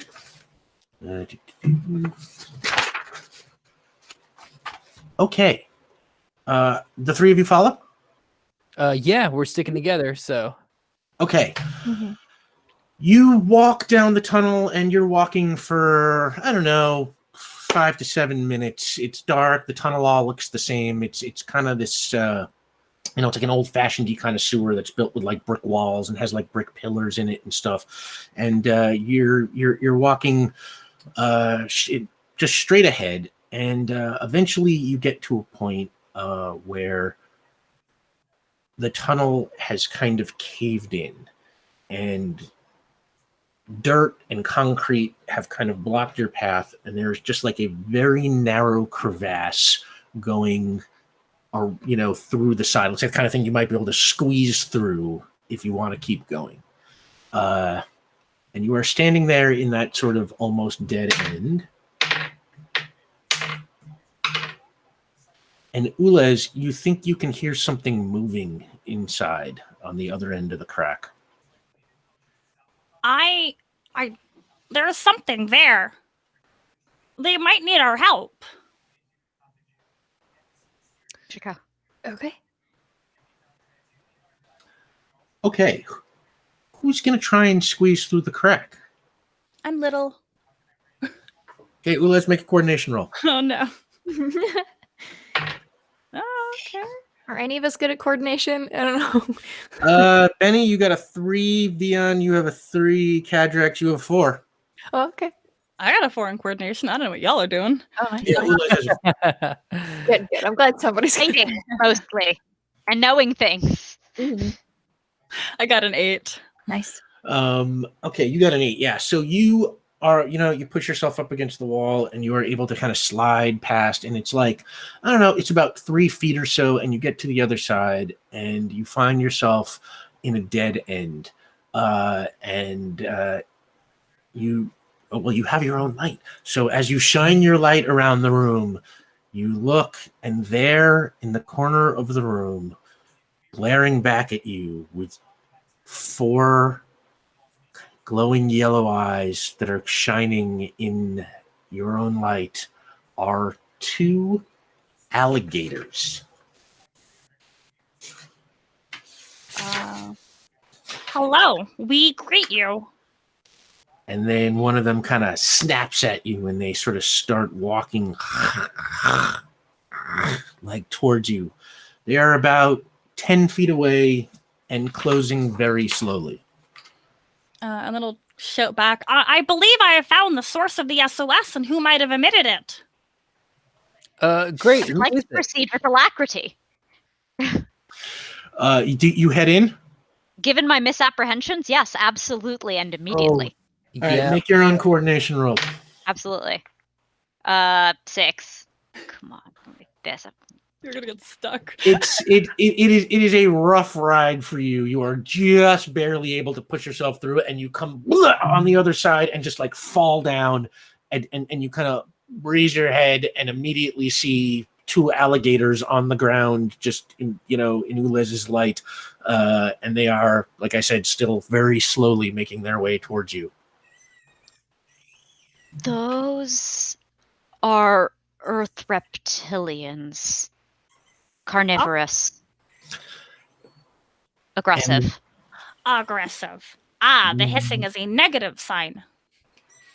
And one of them picks up speed and rushes at Cadrax.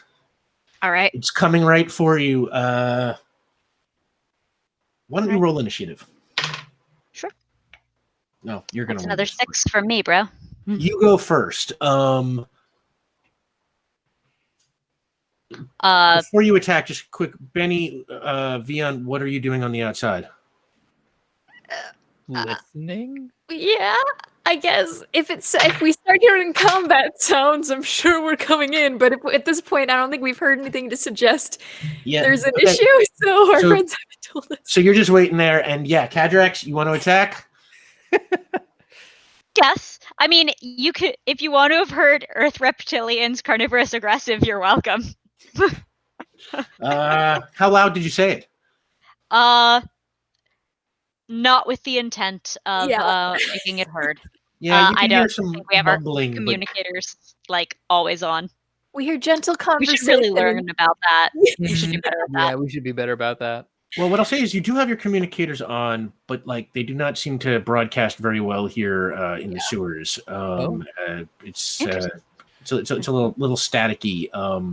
If you want, all like or Yeah, since we gave since the audience purchased for those for you as something that for you to use, I am willing to assume that you always have them on, if you would like. Yeah. See, I don't know if we've announced that we're using them. Like we have them, but I don't know if we're using. You didn't even announce that you use them. Okay, so unless somebody wants to pay to retcon them, then I'm going to say that you don't hear anything from the outside. Cadrax, for now, I think that's very on your fair. own. Okay. I would like to deter the Earth reptilian. So what are you going to do? You're going to like blast it, or are you going to try and what? I am going to use my baton because, given how this day has gone, I'm a little shaky about shaky. Yep, I get that. All right, so you're attacking with your baton. Yes. Let's say say very hard. Yeah, you go first. So make your attack roll, and that sucked. apply your bonus too. Yep. Let's see. That's an 8 from me. Ouch. That is an 8 for you. Yeah, I'm gonna say you just completely whiff it, and you come running at it, and just like maybe it's the low light, or maybe it's just I'm trying to get my baton out, swipe it open, and hit this thing all at once. It doesn't pop off. Yeah, it does not work. Ulez, did you make an initiative roll before? No. Okay, make one now and tell me what you get. You will almost certainly fight them. You will almost certainly be. Oh, if you don't want to fight, you don't have to. No, I'm not fighting them. Yeah, no. The alligators continue their advance, and now an alligator attacks at you, Cadrax. It goes to try and take a kind of snipes its jaws at you. That's a 9. We are applying new dice. A 9. So that is. Oof. It's a marginal success. So it manages to hit you a little bit with its teeth, but it does not close on you, and you are not damaged. You get like kind of a scratch, and it kind of tears the clothing on your arm, let's say. Regrettable. It is your attack again. Les is just shining on light and like, why will they not back off? What if we ask them, excuse me, may you please stop? And the second alligator charges you, Ulez. It comes running at you, and it stops, and then kind of turns and tries to like knock at you with its tail, like swipes its tail, like to see if it can, sort of knock you off your feet or something. Well, I guess, coordination if you want to try and dodge it, or strength if you're going to take it, It'll be coordination. That's a 6 on the die. Then makes a 10. That makes it 10. Okay. Yeah, you manage to kind of step out of the way just as that tail whizzes by your legs, and you are okay. Cadrax is back to you. If we're hearing combat sounds, Benny's gonna come in. Why Benny, make your coordination roll. Okay, yeah, go ahead, Benny. Well, you could do stuff. What were you gonna say? I'm gonna try to see what happens if I try to ghost through the cement. Yeah, you can walk through the cement. You want to take Benny with you? That's something you can do. Benny started moving first, so let's see what happens with Benny's roll. Sure. And then, 7. Yeah, 7. You are able to make it through, and you don't hurt yourself or fall. And Vion, you just walk right through into the room, and now you see Cadrax, Ulez, and these 2 alligators who are just kind of like snapping and hissing. Oh. I don't know whose turn of combat it is, but we're here now. Yeah, are these is this the source of the signal? I believe that it was. However, I've been informed that these are merely reptilian creatures that reside on the Earth, and the tail. I worry that they don't possess the ability or the technology. Okay. I apply another dose of baton as a standard action. I'm going to say Benny and Vion, you'll join the order at the bottom, the order you entered the room for now. So, Kadrak, oh, damn it. Okay, Yes. make your attack roll. Yes, finally. Good. 13. Yeah, okay. You just, run and kind of pummel that gator and hit it with the baton real hard, and it kind of hisses and it just instantaneously turns, and you clearly deal a few points of damage. You can see you have hurt it, but it is so surprised by the attack, it turns and it rushes back to the other side of the room and kind of cowers in the corner looking for somewhere to go. Is the other one equally deterred? The other one doesn't seem to notice. Noted. I will apply another dosage as needed if it attacks my friends. And it's going to attack Benny. The gator snaps its jaws at you. Okay, here we go. 10. Okay, yeah, and you are able to just kind of jump back, and yeah, it misses. And now that brings up you, Benny, because there's no other gator. Yeah. I want to intimidate an alligator. I would like to try to this is what I would like to happen. I want to try to. It's okay. What's the space in here? Are we really squished together, or is there room enough? If I were to start on fire, am I going to hurt my friends? No, it's not that tight. It's probably 10, 15 square feet, something like that. Okay, so I kind of want to I want to stomp and get up in front of the alligator, start on fire, and just scream at it and see if I can get it to back off with if I can startle it with a huge burst of light and a loud sound and an aggressive motion, and see if I can scare it away. Okay, make your oral roll and Nothing to activate a lizard brain like actual fire. Yeah. So I'm immediately fully in flames, whole body. And they to make a willpower roll against an alligator. No, an alligator. I'm going to say the alligator has so little willpower that as long as your oral roll is successful, I would say there's no way it can beat you in a willpower roll. An alligator start on fire. So yeah, you Human Torch, you flame on, and the alligator just kind of screeches, and it runs back to the corner with the other one, and they both kind of they scrape at the corner, and then they kind of disappear into this little crack in the wall, and you can just hear them scurrying away. I just stand back up straight and cross my arms, and she's still on fire, but total demeanor shift. And he's so not the source of the distress signal. Probably, right? Probably, but a novel means of pest control. Thanks. I think I'll add that to my repertoire. That was kind of fun. They are considered pests?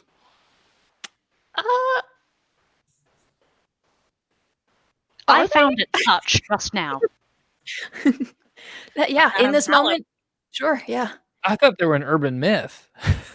Yeah, sewer alligators didn't think they actually got down here. Oh, I learned about alligators. They aren't a myth. They exist on the Earth, along with many other diverse species of reptiles, birds, mammals, and vertebrates. It's a very rich ecology that you humans are ruining. Thank you. Yeah. That is only true. Just not down here is the Molly. Where did they go? I want to investigate the crack make an where investigation they went. roll. I'll shine my light over there to help. It's also very bright. I'm still on fire. It's very bright. Okay, Yeah. 7. 7. It's just a dark crack in the wall that is kind of right by the floor, and it looks like probably happened whenever whatever caved in the ceiling kind of broke the wall a little bit. It is too narrow probably for any of you to fit in, but because the gators are very kind of flat, they were able to just in.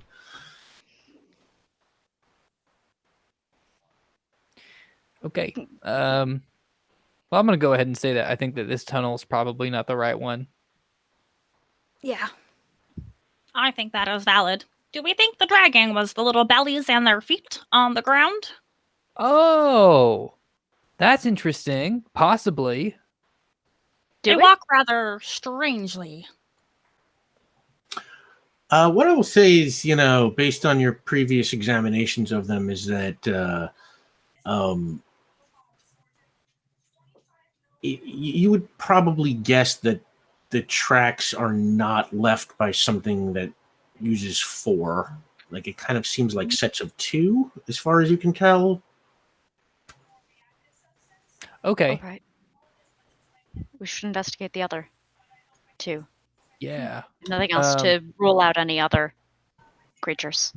If everyone, yeah, if we can see what else lizard people or whatever kind of down here. If everyone wants to shimmy through, you can. We can also just all link hands and just ghost through. I'll grab your hand. Thank you. I will localize hands. And so she goes from like the glowy eyes, like glowy mouth, whatever. So now there's just like the weird glowy veins in her arms and the fire in hands. Do you want to like grab my shoulder or something? We'll do that. Yeah. Yeah, and you are all able to just pass back into the hallway or the tunnel. There's fire. And we'll say, you walk back in the direction you came, and you're back at the head of the T. That was the south direction, I think we said, right? West. Oh, right. Sorry, that was the west direction. My bad. So you have south and east left. Which way would you like to go? If I were to pull up, or I guess I can't. My hands are on fire. If someone were to like look at a map of this area, what would be in those directions above ground? Ooh. Well, you would be in Percy Beach, and there would be, you would be in this kind of maze of, abandoned factories and stuff like that. Okay. Just want to see if there's anything in particular. Yeah. These kinds of structures are extremely reverberant. They're very acoustically live spaces. Kind of like, you have the two, like you're the kid, you commute, like you talked to. So if we listen at the mouth of each of them, if there's any interesting movement or sound, it's very likely that it would be transmitted. I think that is a very good idea. I don't want to encounter any more quadrupeds who will smack me with their tails. Yeah. So you're going to stand at the T and try and listen for sounds of movement. Here's the thing that I probably would have done if I hadn't just been a little bit overwhelmed and impulsive in the moment. Yeah, make your own awareness roll for this one. 8? Ooh. 8. That's good for me, you guys. That's good. You can hear. There's you can hear the sound of running water or some sort of moving liquid coming from one of the tunnels. It kind of subsumes any other sounds, or faint sounds. You would guess it is coming from the south tunnel.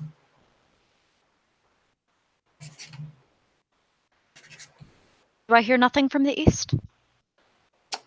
It's a little too loud the sound of the running water kind of echoes around the tunnels, and it's like, well, you kind of feel like it's coming from that way. Unless something very loud was coming from the east tunnel, you kind of can't distinguish what it is. That's the other part of acoustically wet spaces, as they are termed. It's very easy for it to jumble in all of the reverb. All right. Yeah. I relay this to the group. It is the running water itself brings movement and promise and plumbing. Let's check it out. Okay. And you walk down the south tunnel, and the ground sort of slants downward in this direction. And the further you walk, the ground seems to get a little wetter also. And there is a very strange smell in the air here. And eventually you come to, let's call it like kind of a channel or a canal. It looks like it is, there to channel sewage. You are standing, say, your path comes to an end, and then there is this channel, and there seems to be something flowing through the channel, and you can just see, this is what you can just see. There is like a little kind of bridge built from like rickety chains and planks that goes over the channel to a landing on the other side. And with Ulez's light on, who wants to make, who wants to make the investigation roll here? Also, I'm also still on fire. We have a lot of light this time. Perhaps yeah, you also have as we near the sewage and the methane, we dim what was it. that? Do we want to maybe dim it a little bit toward the methane of the True. sewage? That's fair. Mm-hmm. Yeah, maybe not so much. Maybe I will go out then. I'll go check it out a little bit. I'll head over to the bridge and kind of look to see what's on the other side. Sure, give me an investigation roll. All right. That's going to be, hold on a second. Yeah, I was right. 13. 13. Okay, yeah. You can see that what is flowing through the channel looks very unhealthy. It is sewage or maybe even some toxic waste or something like that coming from one of these factories or something, or that is, been down there or something. On the other side, you can see that the landing is kind of a dead end. It doesn't seem to be a door or a hallway, but it is about 10 feet, or like a 10 feet kind of circular landing. It is, it's ground, and then in the middle of it there is just like a big wooden board that is just kind of pressed into the ground. Did anyone bring snacks? I've established that I have granola bars in my backpack from last night, so I was yes. hoping, in fact, that you had just that very thing. Yeah, here you go. And I'll pass some over to the doctor. Yeah, you feeling peckish, Doc? The granola bar I am indifferent to, but the wrapper will be an excellent way to get a sample of the sludge and hang on to it, because we don't have a vial or anything like that. That isn't a thing that we thought to bring with us, but this should for later analysis. You You pull reach the down. and then you can pinch it back together again, and it'll hold it in there. It's still sticky. Precisely. So like you try and reach down and scoop some up in the wrapper. Yes, precisely. I'll eat the granola bar. Make a coordination roll. Good, because I did feel bad about the waste. All right. Oh, hey! 10.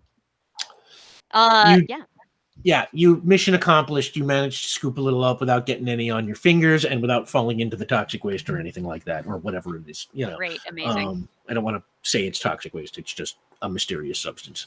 Right, we'll determine its toxicity at a later tape. Exactly. So you have got that. Now what? So the big thing is just like that wooden plank on the other, or wooden. It's kind of like it's like a big, let's say it's a wooden square. It's like maybe, I don't know, 3 by 3, like kind of a 3 by 3, like looks like, just like wooden panels that has been pressed into the ground. I can go investigate. I'll just hop over the bridge and go check it out. Yeah, go for it. Don't fall in this. We haven't analyzed it. Yeah. Please be safe. Yeah, I'm gonna definitely ghost for this one. Just to, Yeah, that's an excellent means of avoiding contact dermatitis. You ghost out, and Vion, when you ghost, the first thing that you see immediately is that in the tunnel behind you, there is a guy, a ghost, and he's kind of looking at the ceiling and kind of cowering and looking up and then kind of cowering and looking up and kind of cowering and just doesn't seem to notice you or care about your presence at all. He's wearing clothes,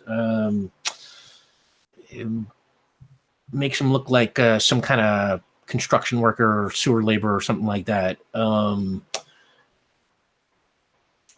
Can I pick up an era on that clothing? Is it recent? Make an investigation roll.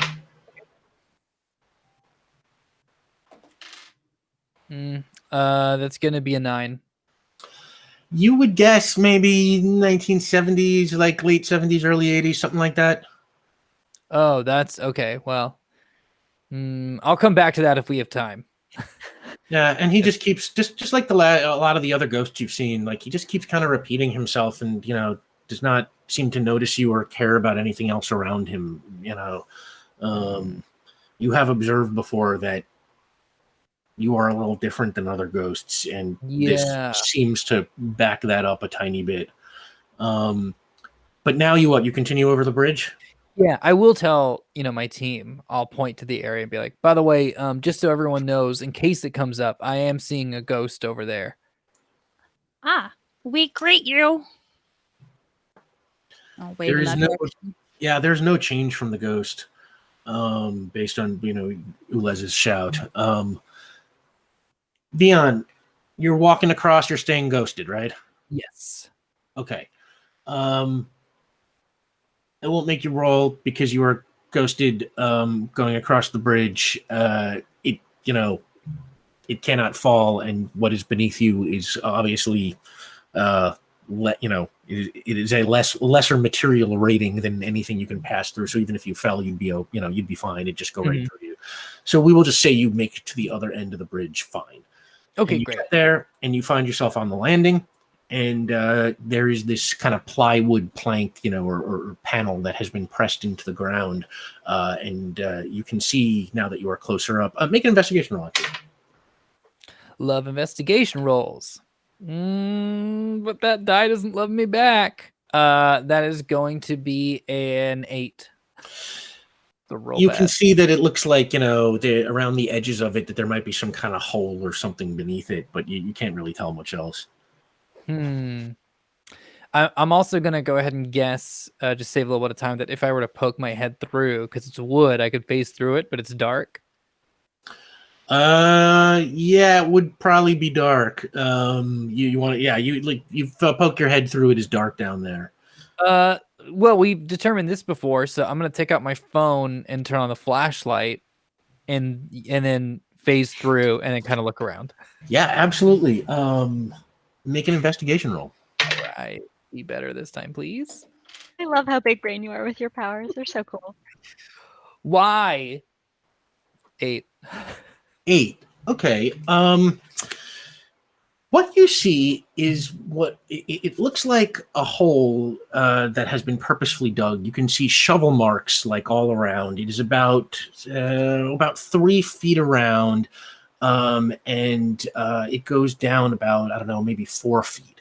And you kind of lean deeply into it and look around. And at the bottom, you can see that there is a rock, like a big flat rock that is just, somebody has dug up.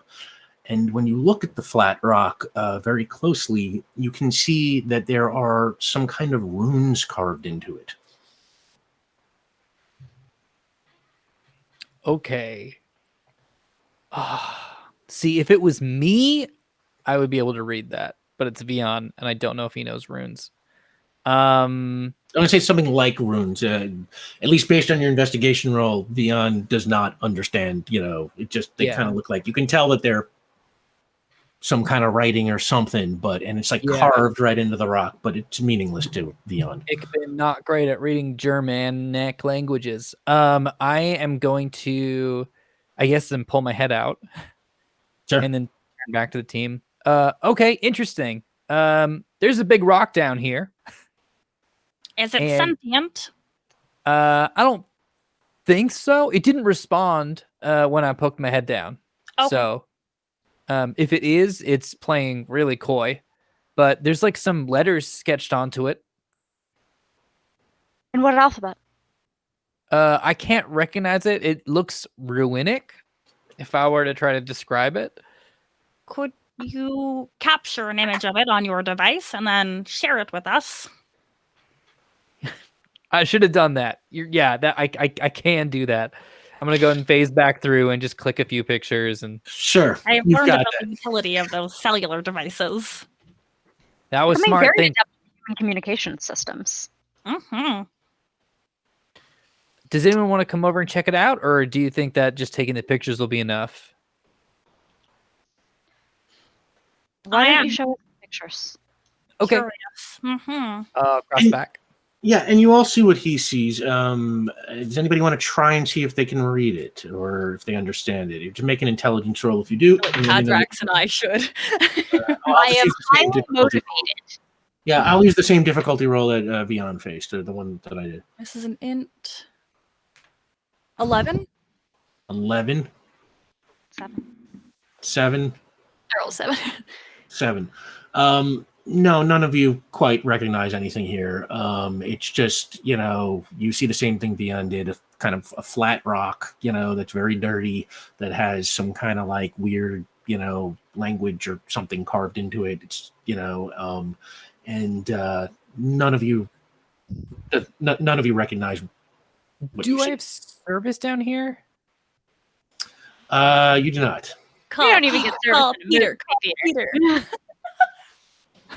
Yeah, there's some kind of, something down here, a little interference. It was making your earpieces not even work great. Or Right, yeah. Okay. All right, well that was pretty much it.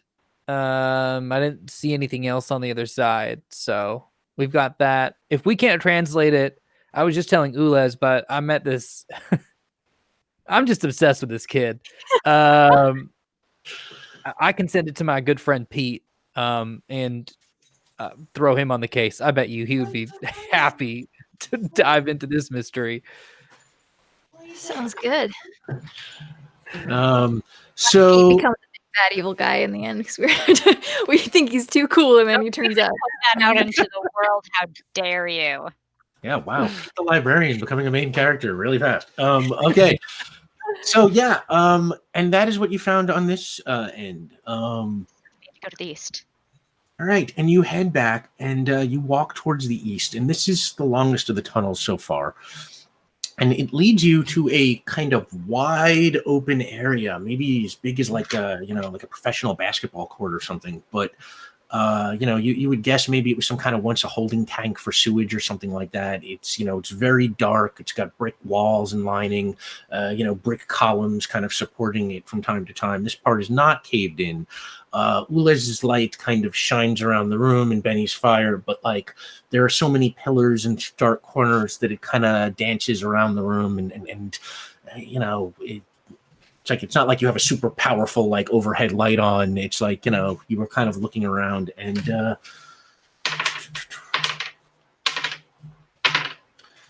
Ulez, you can hear the sound of movement somewhere off in the darkness. I might have detected more of those earthbound alligators, or there is something else, Cadrax. May you assist me in this investigation? Yes, absolutely. Baton's out. Okay. You walk in that Cadrax is direction. behind me, I'm afraid. It's very Oh, Absolutely. Ulez is I am so your sure. shield. So yeah, Cadrax, you lead the way. Ulez, you are right behind them, and you walk. What is that? Oh, okay. That might have been Jake. Okay, yeah. I was like, do I hear somebody else's voice? What's going on? Yeah, okay.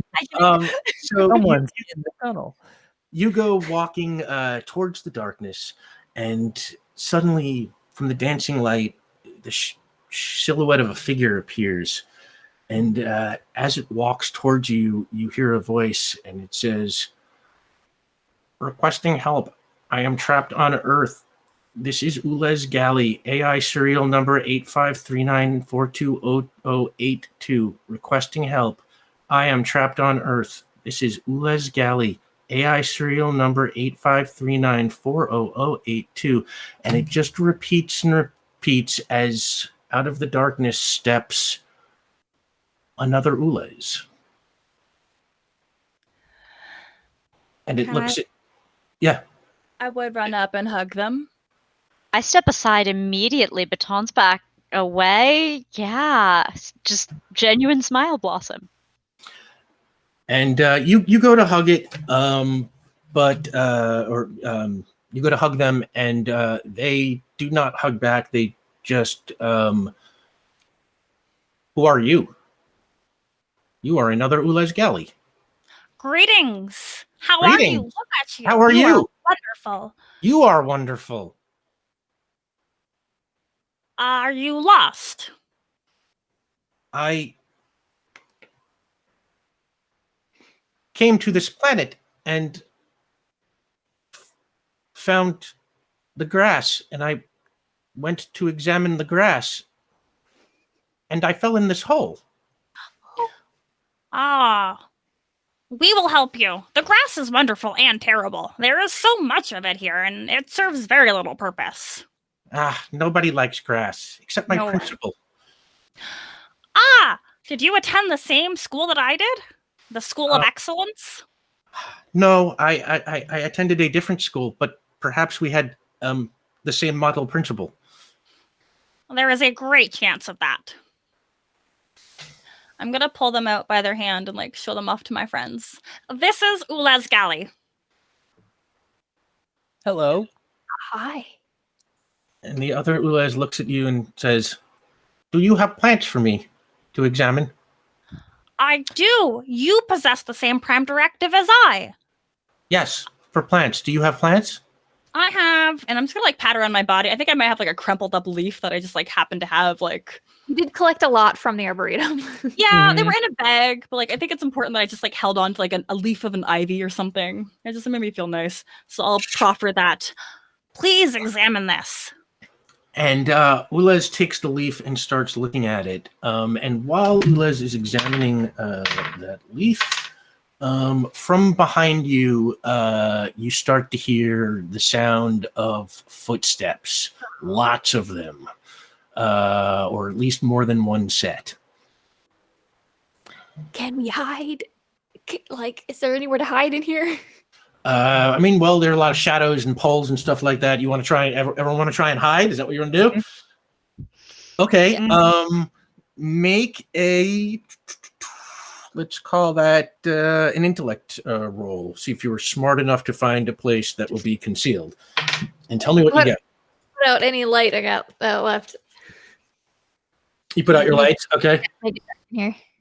I'd like to put out their lights. I know. I don't know they're evildoers yet, just that they're humans, and that is not a sufficient condition. I got 12. 12, okay.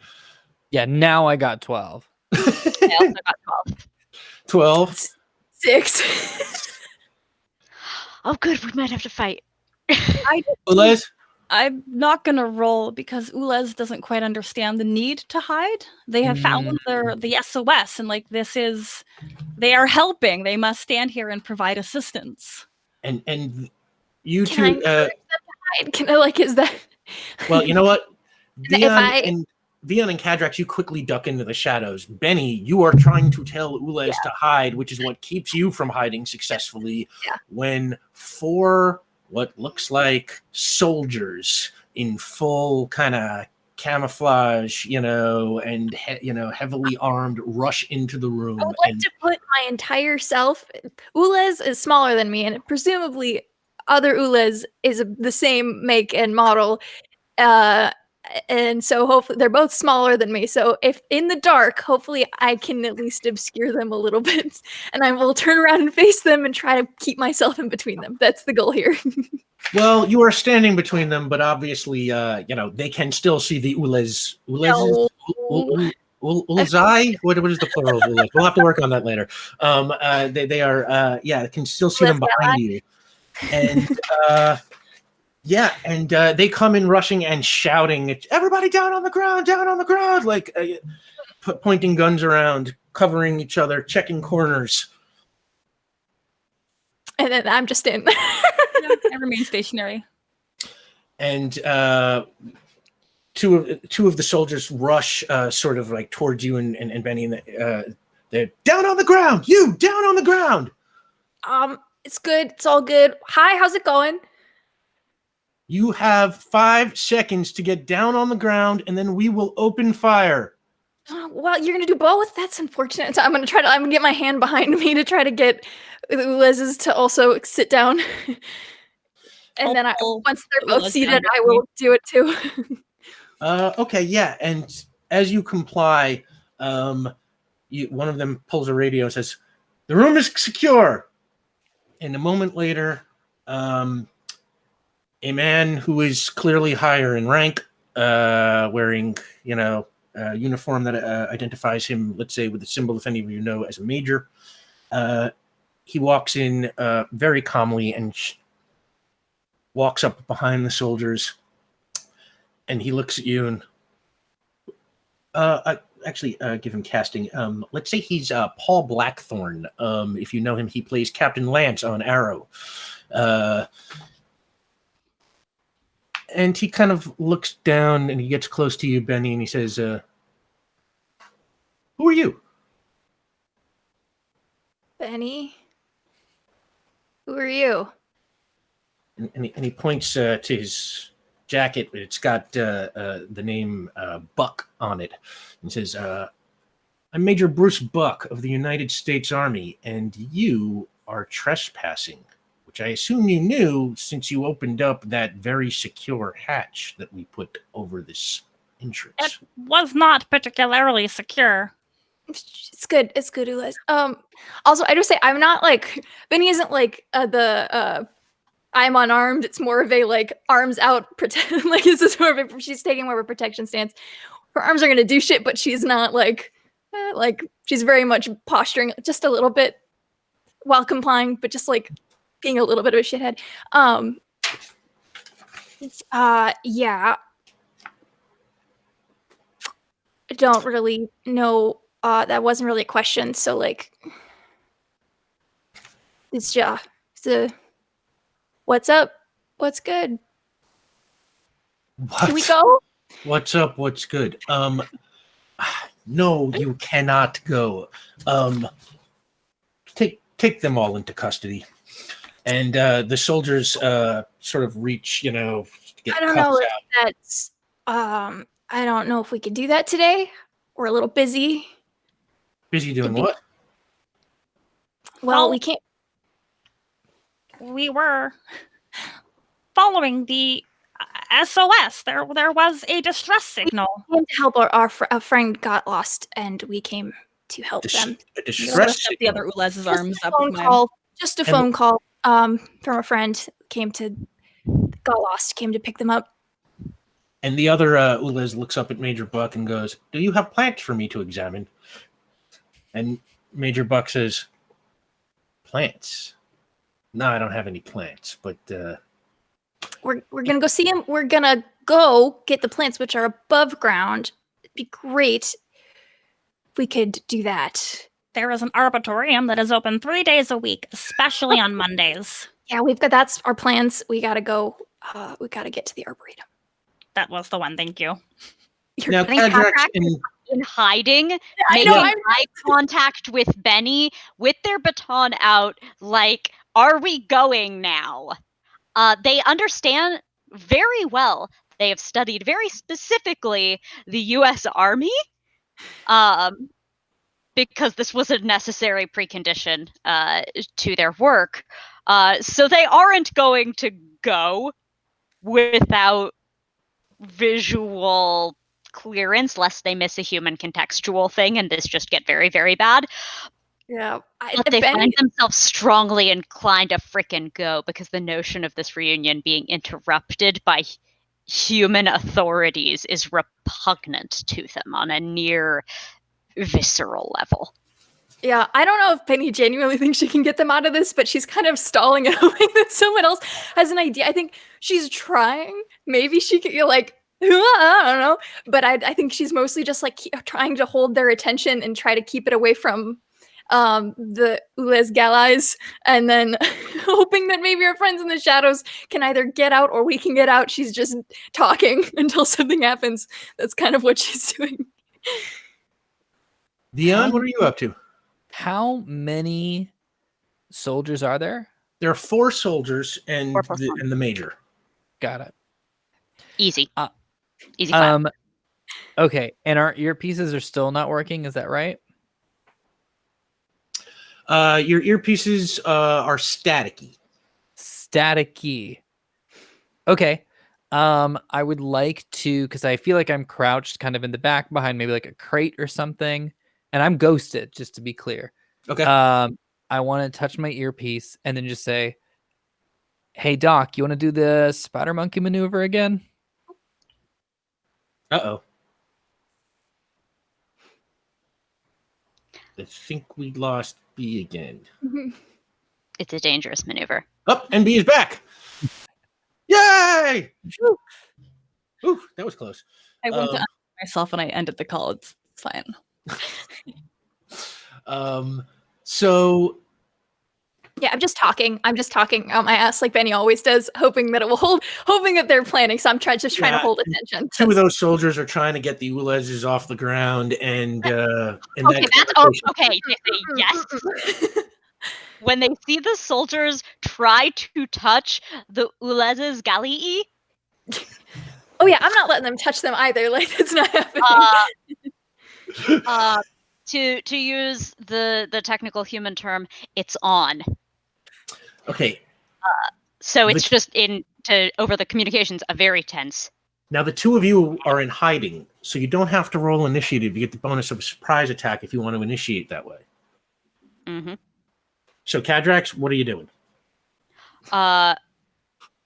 Ghosting, courtesy, beyond vigor, enduring intense pain, getting into the middle of the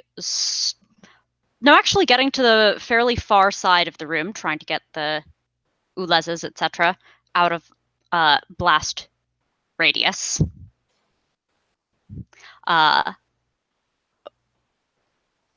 But I am going to de-ghost at that point and blast. Okay. Make your blast roll. You are targeting the major, or you're targeting one of the soldiers?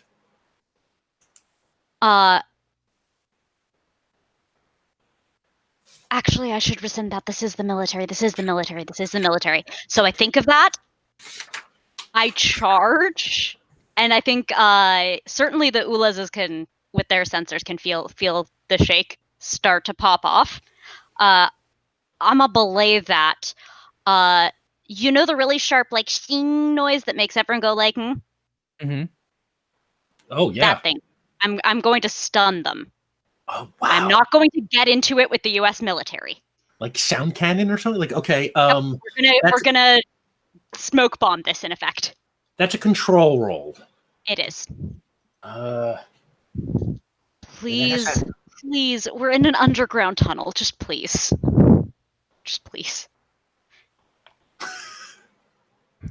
We're good. We're good on it. It hovered for just a moment that gave me a heart attack in my body, and then it flipped. We're good. Now we roll the actual roll to see how well I do. I would like to uphold my oath here. Okay. So you're spending determination. And I'm so going to do that. Down to 1, right? Okay. The additional. No. I was at 4 down to 3, 3 down to 2, 2 up to 3 from trouble. I think you spent 1 last week, so you were at 3 down to 2, 2 down to 1. Right, 1 which is why I'm at 3 now and not at 4.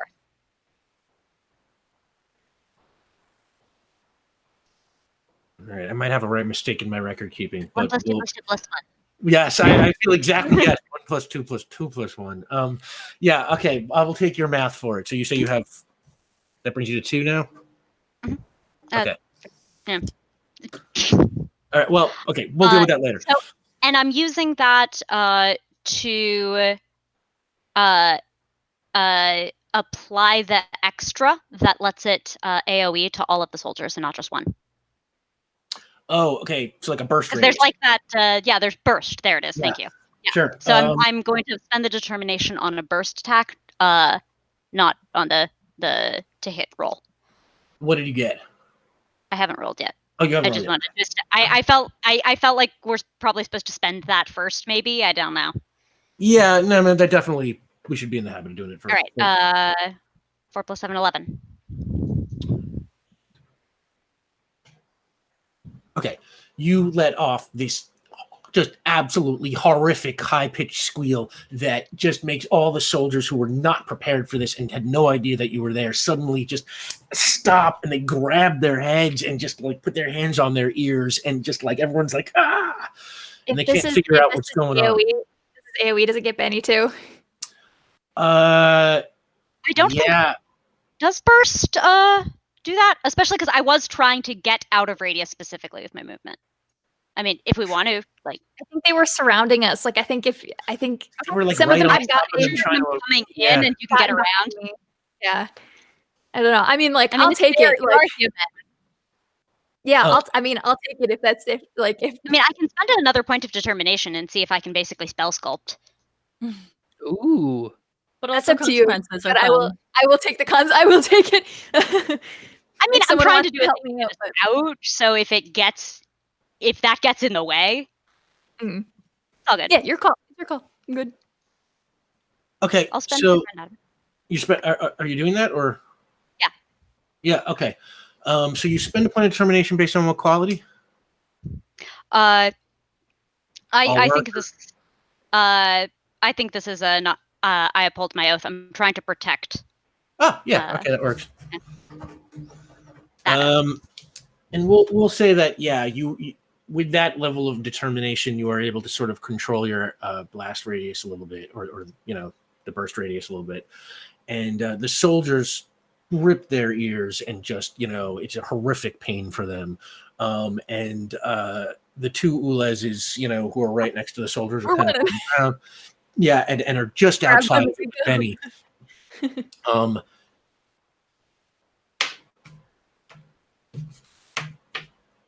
Okay, they are in pain. They are distracted at the moment. Do you want to attack? Do you want to run? What do you want to do here? I want to take the Ulezes and run. Like, I want to get them away from these guys. Okay, make a coordination roll. And Ulez, you make a coordination roll, and I'll roll for Ulez too. Tulez. Tulez. Is that what the second one is called, or is that the two of them together? I think it's the two of them together. Oh. I only got an 8. 8 as well. I would like to assist with their exit. Ow. I would like to hop in the way between the soldiers who right now are reacting to the Doc's blast and the Team Ulez. And I would like to chuck a smoke bomb. Oh, I was going to do that if you didn't. Thank you. Sentinel, and like if any of them are making their way towards like the entrance, I'm gonna buy time. I'm Ghost. I feel very confident in this moment. That's great. Make a coordination Very roll. not worried about me. So I'm just gonna stand like a goalie, and any of them pass through, I'm gonna do something weird and ghosty. Make a coordination roll. Pardon? Make a coordination roll to throw the smoke bomb. Here we go. Come on, coordination. You're Do something the goalie, good. and here I thought Ulez were the keepers. I'm gonna. I got 5. Can I put sleight of hand on this? Yeah. Great. So that's a 6. 6. Okay, you get close enough. The smoke burst lands near the soldiers. It's not quite as on target as you had hoped, but they are surrounded by smoke for the moment. The Ulezes, you may, and Benny, you, with the help from that, can get onto your feet and quickly past the soldiers who are now covered in smoke and, being absolutely, just, myrtleized by this high-pitched scream. Now, what are the 4 of you doing? Are you running or are you... Yeah, you're running. That's what's going on. Okay. We are extracting the asset and towing. You absolutely book. This was a great escape. You absolutely book your way down this tunnel, and you get back to the ladder that you first climbed down, and you look up. Daylight above you. Who's first up the ladder? I mean, I feel like, I was probably like pushed to the front, and I will put Tulez before me so they can go up, and then I'll follow them. And the Tulez looks at the ladder. Are there plants up there? There will be. Let's go. But he's gonna be a little bit of a pushy here. And Tules makes their way up the ladder. And who's next? Oh, I mean, I'll follow them. Okay, you follow. Times it. Okay, I'm not going to make you make coordination rolls for this. Ulez, you go up and disappear up. Who's next? I was pushing them, so probably me. All right, Benny, you also make it up.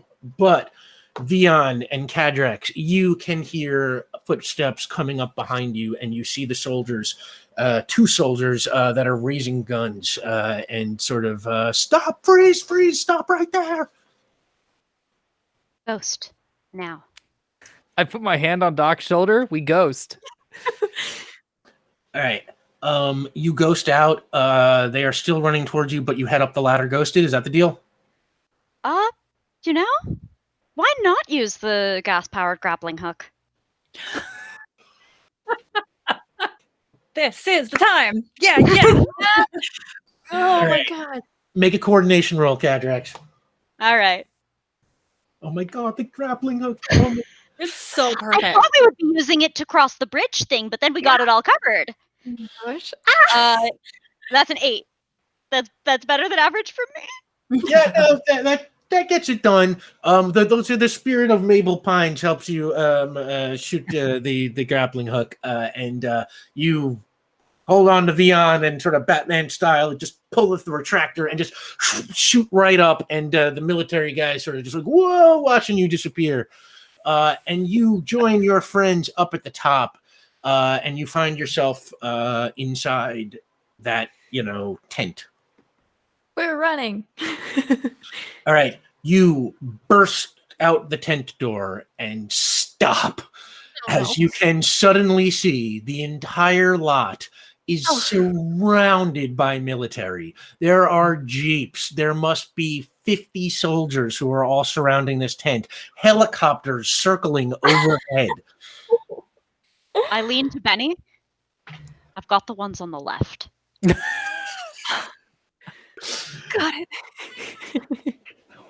And Major Buck climbs out of the hole behind you. And I think we're done here, right? You're done running now? We can talk or something? I have to take you all into custody. You trespassed on government property. You have my person. You have my friend. You have my people. You cannot trespass upon what is not yours. Frankly, we had our reasons for sealing the hole. We do not know if you and your people are dangerous or what your intent is. Our prime directive is simple. I will list it out to you. I can provide documentation. I'm placing the 5 of you in the custody. Did you want to say something? I was gonna say while Ulas was talking to him, I think Benny leans over to Cadrex and Vian and be like, I mean, we could all walk out of here. But they've seen our faces, so I don't know what that means for us. Yeah. Hey, how about that rock? I'm just gonna bowl this one right down the middle lane here. That rock? You tell okay. You're telling me that the United States government sealed up all these tunnels and you didn't see the rock down there? I have to place all 5 of you under arrest. Are you going to come with me peacefully? You know, you can bring us in. And this is going to be a whole thing. But quite honestly, it seems like you don't even know what you're dealing with. Well, why don't we talk about it back at the base? Oh, sorry. Sorry. Yeah. I mean, you can arrest us, and that's an entire legal matter right there. And we've got a lawyer that we can totally pull into this. But I don't see why we have to be at odds with each other. I think we're kind of in for the same thing. We can power roll. Okay. Here you go. 4. Okay, here we go. Oh, also, I've got performance. Can I throw that on top? Yeah. Great. is one hell of a performance. What did I roll? Yeah. I love moving my keyboard and seeing a 6. That's going to be 11. It's going to be an 11. Okay, that's really good. But this guy is a U.S. Army major who is the head of, obviously, a very important unit. So I don't want to get involved with lawyers, but I have to do my duty. Can you please come with me? I prefer that this didn't have to get pushy. I'm gonna hold my little two les, like hold their hand closer to mine. Just pull them in. Can you guarantee that we're not going to get split up? That's not up to me, but I guarantee that I will make that my recommendation. I look at everyone kind of like, I don't know how the hell to get out of this. Like, Hadrex looks like a cornered animal that's ready to fight. I think probably anyone at this point can feel at least, hang on, is there an earthquake happening, or am I just getting some vertigo kind of feeling right now? I would like to turn to everyone, but especially to the doc and just say, it wouldn't be bad to give some answers from our end and some explanations, and maybe in return receive some information about this site, because clearly these folks don't know exactly what they're sitting on, and it's a pretty big deal. And that obviously, as I'm shooting over to to our friend from the military, this might be a great opportunity for us to get some information. I will not part with Ulaz. That's not going to happen. They are new. They are not well versed to this planet. Yeah, that's not going to happen. I promise you on that. And I turn back. We'll go with you, but let's just take it real easy. I agree. Let's take it real easy. And he reaches back and pulls out like a set of handcuffs. Who's first?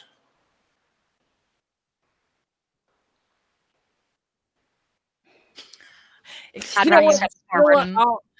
Pardon? Kadrak steps forward.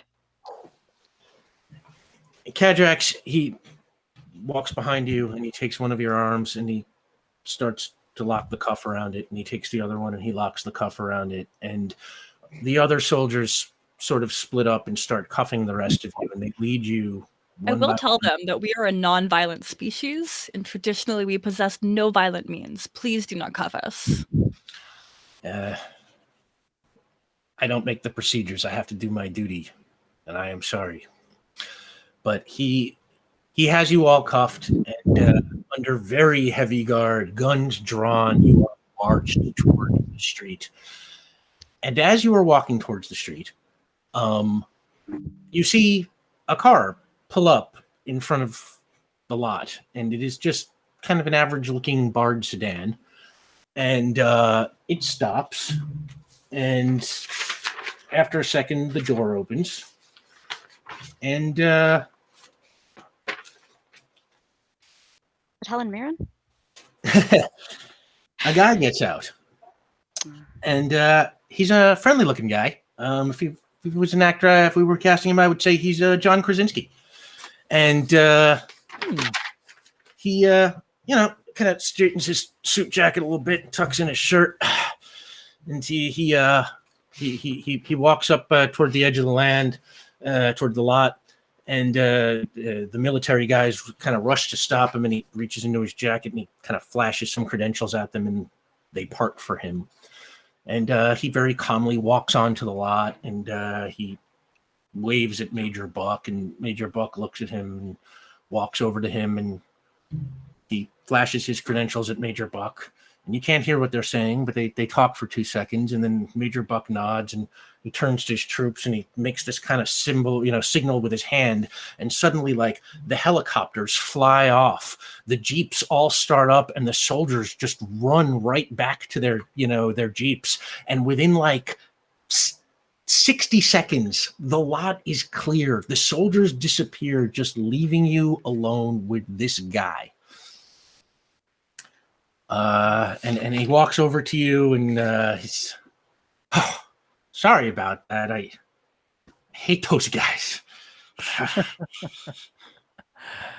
That's great. Can we get out of these cuffs? Oh yeah, absolutely. I think, and he starts feeling around for in his pockets, and he pulls out a key, and he walks over to Cadrax, and he starts undoing the cuffs, and he turns to the rest of you, and one by one the cuffs come off, and he just kind of pitches them on the ground, and then he says, "My name is Steve, and I think we need to talk." We greet On you. that, you greet him, and on that greeting, we're gonna bring this episode to a close. Okay. I hate him. I'm very stressed out. Right? I hate him. So, first of all, folks, we have the after credit lore drop. Thank you for overlooking that. But we have the big announcement that comes even after the after credits lore drop. So nobody go away. And let's see what we got. All right, so let's go around the table and tell the good people where they could find you, starting with Caitlin Bruder. Hi, I'm Caitlin Bruder. I am on Twitter at KKAMABR. You can find out everything I'm doing there. On Wednesdays at 6 p.m. Pacific, I'm over on twitch.tv/Rule of Lore playing Infinite Horizon, which is our homebrew sci-fi superhero spacefaring cipher game. It's a good time. I play a little alien. She's got 4 arms. And that's all I got going on. Omar Najam. Hey, I'm Omar Najam. You can find me at Omar Najam on Twitter. I just posted some videos of walking in the rain in a giant garden if you want like 2 minutes of calm. So go check those out. Yes. And also, if you like RPG podcasts, thank you for questing. Check it out anywhere podcasts are available. It's pretty much closed, although we have 2 episodes I should finish at some point that were just a bonus thing. But it's just a fun little... It started in January and it goes for the whole year. And each month has like a different town you visit. So it's just a fun little thing. Sam Blev.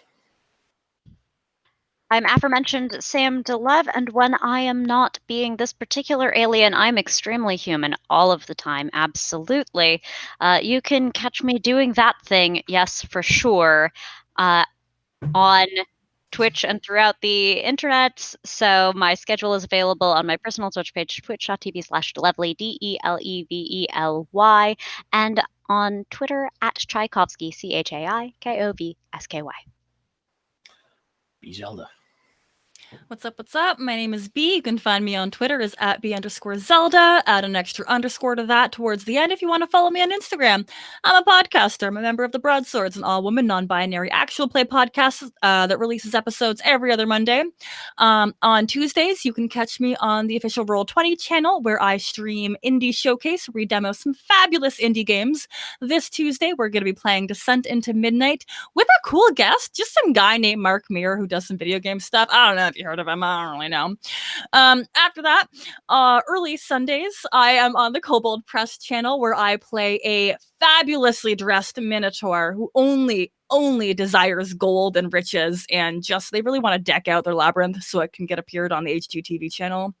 And then after that, you can find me here, where I'm Ulez, not Tulez. Yeah, and I'm Rick Budd. You can find me on Twitter and Instagram at rbud913, or you can follow the show at Powerplay RPG. And I will be back here next week with these fine people. And with that, let's get to our after credit word drop. The theater goes dark, and we are in Berlin, 1945. We are in a German army, a Nazi bunker, and a team of SS officers sit around a conference table. They look very nervous, but nobody says anything. Finally, door opens, and someone who is clearly a commander walks through the room. He's got a chest full of medals, and if he was an actor, I would say he's Tim Roth. And the others leap to their feet to salute him, and they all exchange their requisite sea hiles, and then they all sit down again. And he says, gentlemen, the Americans and their allies are moving in, and I am afraid our Führer's time, and indeed our whole way of life, might soon be at an end. The officers nod in sort of nervous assent. If we are to prevail, we must use our ultimate weapon now. And the officers kind of murmur in confusion at each other. And then one says, "What ultimate weapon? We have been informed of no such thing." And the commander smirks at him. "I know you haven't, but the Allied powers have. And they will be coming for it." And his smirk grows into an evil grin as we cut to black. But I promised you a big announcement. Well, here it is. You get to find out what happens with this lore drop next week, because on Sunday, January 31st, 1 week from tonight, we are headed back to Nazi Germany during World War II for a special 4-hour power play charity extravaganza called Operation Nazi Puncher. We will be raising money for the Southern Poverty Law Center, and because the only thing that is better than 4 superheroes punching Nazis is 5 superheroes punching Nazis, we're not going alone. We've invited a very special guest to come join the fun. So the legendary Darren DePaul is going to be joining up to come help us punch some fucking Nazis. Look for the official announcement tomorrow at Powerplay RPG. Please help us spread the word. And we will see you here next week for Operation Nazi Puncher. Thanks for playing with us.